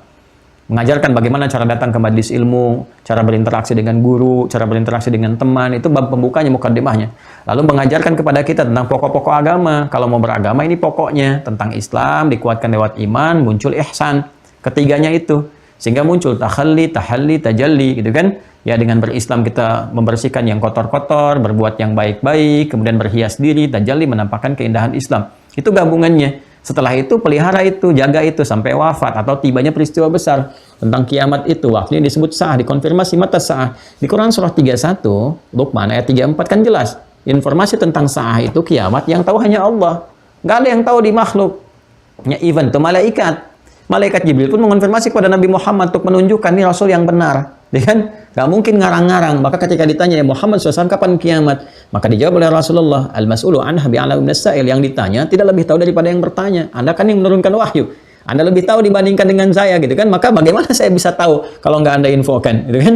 Maka benar dikonfirmasi. Nabi nggak ngarang-ngarang. Ini menunjukkan Nabi diutus membawa risalah, bukan mengkreasikan diri, menghadirkan pendapat-pendapat pribadi. Wa may yantiqu 'anil hawa in huwa illa wahyu yuha, gitu kan? Nah, kemudian malaikat Jibril pun mengonfirmasi dirinya bahwa dia nggak tahu. Ya, mengonfirmasi dirinya, dia pun nggak tahu. Itu hanya hak Allah. Ketika diperintahkan terjadi ya terjadi, selesai semuanya. Ya, maka malaikat Jibril sampai bertanya, mengonfirmasi pada Rasulullah, sekaligus juga menetapkan bahwa ini kekasih Allah loh, ya kan? Luar biasa, Habibullah. Sebagaimana Ibrahim Khalilullah, ini Habibullah. Sampai malaikat turun bertanya, sekaligus mengonfirmasi, semua nggak ada yang tahu. Maka akhbir dian amaratiha, maka tunjukkan kepadaku tentang tanda-tandanya. Maka disampaikan, ya, tanda-tandanya. Apa di antara tanda-tanda itu? Ya, apa di antaranya? Apabila seorang pembantu telah melahirkan tuannya, antalidal amatu rabbataha wa antaral khufata al-arata, ya, kemudian yatatawaluna fil bunyan. Jika engkau telah melihat pembantu melahirkan tuannya, artinya semua terbalik. Ya, ada yang mengatakan perzinahan, ada yang berpendapat bahwa keburukan telah mengalahkan kebaikan, yang baik dianggap buruk, yang buruk dianggap baik, sehingga kacau dalam berkehidupan. Nanti dikonfirmasi oleh hadis-hadis yang lainnya. Ya, seperti zina sudah di mana-mana, dianggap biasa, seks bebas itu dianggap biasa. Bahkan nanti ada tiba masanya bahwa kegiatan itu saking biasanya dilakukan di berbagai tempat, seperti binatang saja dan sebagainya, sampai orang berkata, apa nggak ada tempat lagi yang lain untuk yang begituan gitu, dan sebagainya. Nah, itu udah tanda-tanda. Alhamdulillah kita masih dilindungi, ya, masih kita mencoba membuat undang-undang anti perzinahan. Makanya kalau ada yang mencoba untuk menghadirkan legalisasi hal-hal yang dilarang, ya seperti perzinahan macam-macam yang mengundang banyak madarat dan musibah. Ingat, itu melahirkan musibah tuh. Ya, di antara virus-virus kan HIV dan sebagainya itu kan dari perilaku penyimpangan-penyimpangan demikian tuh. Makanya kita betul-betul harus ketat tuh. Yang seperti itu kita tolak, kita jauhkan dan sebagainya. Ya, karena membuat kekacauan dalam kehidupan. Ya, kemudian wa antaral khufata al-arata, engkau melihat orang yang bertelanjang dada gitu kan, dari Anas, kemudian dia yang biasanya menggembala di manusia udah nggak pakai alas kaki dan sebagainya. Artinya banyak yang di kampung-kampung yang jauh-jauh sekarang orientasinya sudah dunia, ya tatawaluna fil bunyan, sudah mulai ingin meninggikan bangunan, cari materi macam-macam. Artinya apa? Orang yang biasa tawadhu pun, yang baik-baik, yang sederhana, sekarang mulai kepikiran materi. Ya, mulai sekarang orientasinya sudah carilah materi. Sudah ke handphone, sudah ke ini, sudah ke itu, sudah ke gaya, sudah ke tampilan, sehingga lupa dengan ibadah. Ya kan? Yang dari jauh-jauh, yang tadinya padang pasir, kehidupan sederhana, sekarang di padang pasir dibikin istana. Ya, sudah naikin begini, begitu, sudah lomba-lomba, di sini menara tinggi, sini bikin tinggi lagi. Ya, itu kan asalnya orang-orang dari daerah, ya, Badawi gitu kan, dari kampung, dari macam-macam, ya dari nomaden sifatnya, padang pasir yang tadinya sederhana, udah berpikirnya sekarang tinggi-tinggi. Sih, lomba-lomba semua bangunan. Bangunan, megah, bikin kota yang kontemporer, bikin kota yang metropolitan, semua ditampilkan.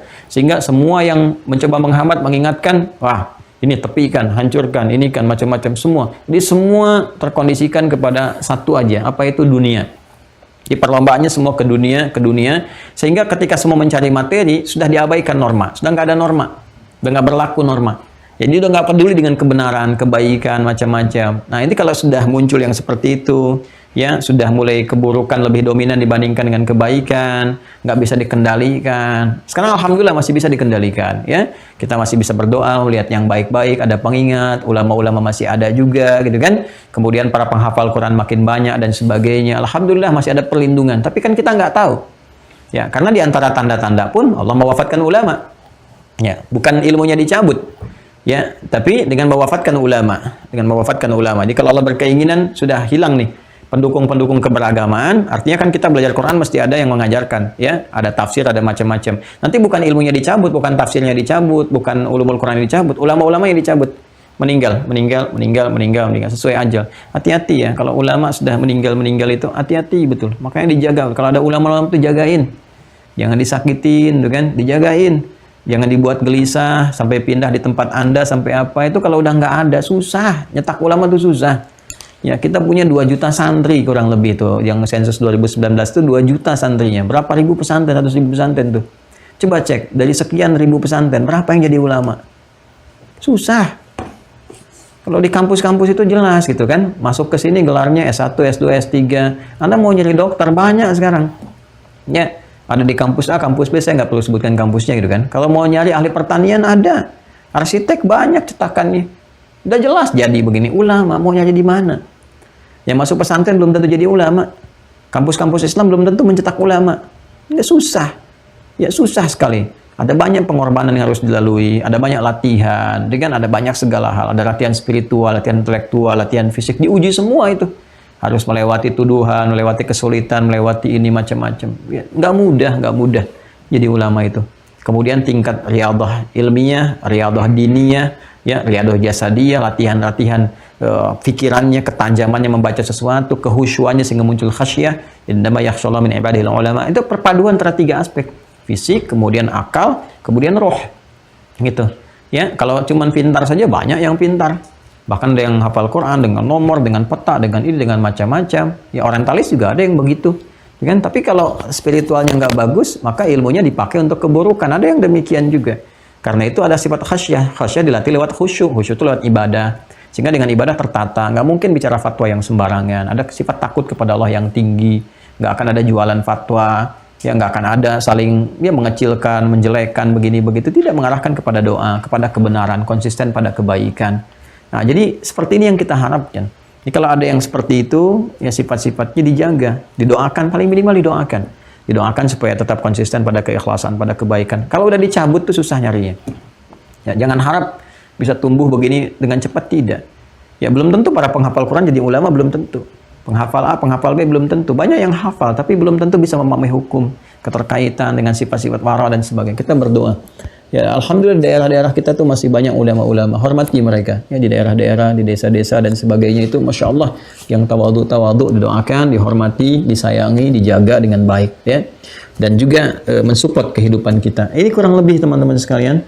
Sampai ketika kejadian ini tuntas, selesai, maka ditiup kembali seperti yang sudah saya bacakan yang lalu. Ketika dibangkitkan, terjadi hisab. Ya, tolong untuk yang ini lihat yang pertemuan kemarin kan, makanya disebut dengan yaumul hisab. Ayatnya sudah saya bacakan. Dihisab satu-satu, Begitu dihisab, ditimbang amal, ditampakkan dulu. Faman ya'mal mithqala dzarratin khairan yarah, wa man ya'mal mithqala dzarratin syarran yarah. Nanti bersaksi dulu tuh. Yauma idzin tuhadditsu akhbaraha bi anna rabbaka awhalaha. Mereka bertanya, terus setiap tempat yang kita pijak bersaksi. Ini bersaksi nih. Ini juga, ini pulsanya bersaksi nanti nih. Ini zoomnya juga tayangan bersaksi. Jangan dikira tidak. Semua tempat yang dipijak mengonfirmasi. Termasuk kalau berbuat maksiat. Bicara penanya, bicara ini bicara. Aku dipakai maksiat sama dia. Pakai begini. Tampakkan. Kita berlindung kepada Allah kan, tutupi aib-aib, kan, jaga. Kalau udah berbuat salah, cukup dikoreksi diri, jangan diungkap-ungkap ke media sosial. Aku dulu seorang begini, aku dulu seorang begini. Allah udah tutup, kenapa engkau buka? Kalau mau konfirmasi hal-hal yang kurang baik untuk tobat, datang ke orang saleh, minta bimbingan untuk tobat. Boleh menyampaikan, saya dulu Ustaz, begini pengen tobat, tolong. Tapi nggak usah dibuka sampai bangga dibikin status. Ini nggak usah, udah Allah udah tutup, kenapa engkau buka? Biar jadi hikmah aja. Nanti kalau kita biasa tutup dan tutup aib orang lain, kan? Nah, maka di akhirat kita akan dihisab oleh Allah secara tertutup. Tutup ya antara kita dengan Allah untuk menunjukkan rahmat Allah Subhanahu wa taala. Setelah dihisab muncul 3 golongan. Golongan solihin ya, orang-orang soleh, bukan namanya Pak Soleh, bukan. Ya, Pak Soleh dan Bu Solihat, bukan. Jadi ini sifat karena amalnya. Golongan salihin masuk nanti dengan surganya, iman dan amal saleh. Wabasyiril ladzina amanu wa 'amilus solihati anna lahum jannatin tajri min tahtiha al-anhar. Golongan salahin yang banyak berbuat salah, ya kan? Ya, jadi solehnya tipis atau bahkan tidak ada, ini sudah masuk ke neraka, dihukum di dalamnya. Dan golongan yang tengah-tengah tuh, yang berimbang antara soleh dengan soleh 50-50, dia akan ada di A'raf seperti saya jelaskan dulu. Maka ini Ashabul A'raf, turun surah ke-7 Al-A'raf untuk menjelaskan ayat 47 sampai dengan 49 itu, ya. Itu menjelaskan situasinya sampai hisab selesai baru dimasukkan ke dalam surga. Maka yang surga abadi khalidina fiha, yang neraka pun khalidina fiha, ya, kecuali dengan izin Allah Subhanahu wa taala segala bisa terjadi dan kita mendapatkan pertolongan apa yang disebut dengan syafaat itu. Di antara syafaat ada yang terkait dengan ketakwaan kepada Allah, Allah langsung memberikan syafaat. Ada yang terkait dengan peningkatan interaksi dengan Quran, maka rajin baca Quran. Rajin menghafal Quran supaya jadi syafaat. Iqra'ul Qur'ana fa innahu ya'ti yaumal qiyamati syafi'an li ashabihi, kepada sahabat-sahabatnya. Sahabat itu sifatnya lekat, menghormati, ya kan? Kemudian juga memberikan sikap yang baik. Maka sahabat-sahabat Quran itu beda, cara bawa mushafnya pun beda, penghormatannya beda, kecintaannya beda. Kalau mau baca mushaf pakai wudhu, ngadep kiblat, baca dengan baik, dan dia tersinggung ketika Quran dilecehkan, bukan melecehkan Quran. Orang-orang seperti ini, walaupun dia membaca, belum menghafal, tapi sudah jadi ahli Quran. Kalau sudah ahli Quran, maka dapat syafaat dari Qurannya. Kemudian ada syafaat diperkenankan oleh Allah kepada Rasulullah. Makanya nanti setiap umat mencari setiap nabinya masing-masing supaya dikasih syafaat. Semua mengatakan nggak bisa. Cuma satu orang yang bisa. Satu orang yang bisa. Siapa? Nabi Muhammad SAW. Maka banyak dikisahkan, datang Nabi Adam. Nabi Adam, aku nggak bisa ngasih syafaat, aku malu sama Allah, itu kan. Nah, pernah berbuat satu hal tertentu yang itu memang jadi jalan. Memang aku dijaga oleh Allah, maksum, gitu kan. Tapi jadi hikmah untuk manusia. Nggak bisa ngasih syafaat. Karena Nabi Ibrahim juga demikian, nggak bisa ngasih syafaat. Nabi Musa demikian, nggak bisa ngasih syafaat. Cuma satu orang yang bisa. Mencari sosok ini. Siapa? Muhammad SAW.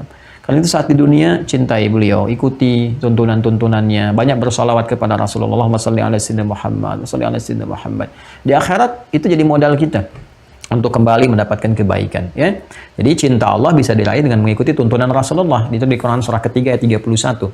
Qul in kuntum tuhibbunallaha fattabi'uni yuhibbukumullah wa yaghfir lakum dzunubakum. Quran surah 33 ayat 21. Laqad kana lakum fi rasulillahi uswatun hasanah. Maka ini yang kita hadirkan dalam kehidupan secara singkat, kembali ke kurikulum yang keempat itu. Lihat kitab hadis, lihat passion kita, yang pokok kita ikuti, yang turunannya kita kemudian juga pahami supaya bisa dibawa dalam kurikulum kehidupan kita sampai kita meninggal dunia atau alam ini menghancurkan seluruh kehidupan yang berjalan di dalamnya. Nah, inilah simpul yang kelima, teman-teman sekalian, segala yang terkait dengannya. Itu tanda-tanda yang muncul, termasuk nanti tanda-tanda besar. Ya, min asyratis sa'ah, yang tanda-tanda besar yang mensyaratkan terjadinya kiamat yang besarnya, seperti matahari terbit dari barat, kan? Kemudian turunnya Imam Mahdi, dan Allah kemudian berkenan menghidupkan Nabi Isa alaihissalam, Yesus Mesias, untuk mengonfirmasi tuduhan yang disampaikan kepadanya. Maka dikonfirmasi saat di dunia sehingga jelas saat di akhirat, dan terbebas dari tuduhan-tuduhan bahwa beliau dipertuhankan dan sebagainya.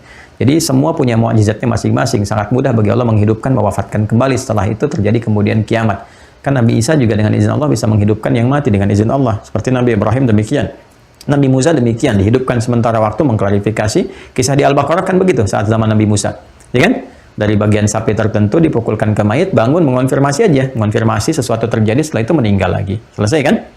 Ya, menjelaskan ini pembunuh saya si fulan ketahuan pembunuhnya, setelah itu meninggal lagi.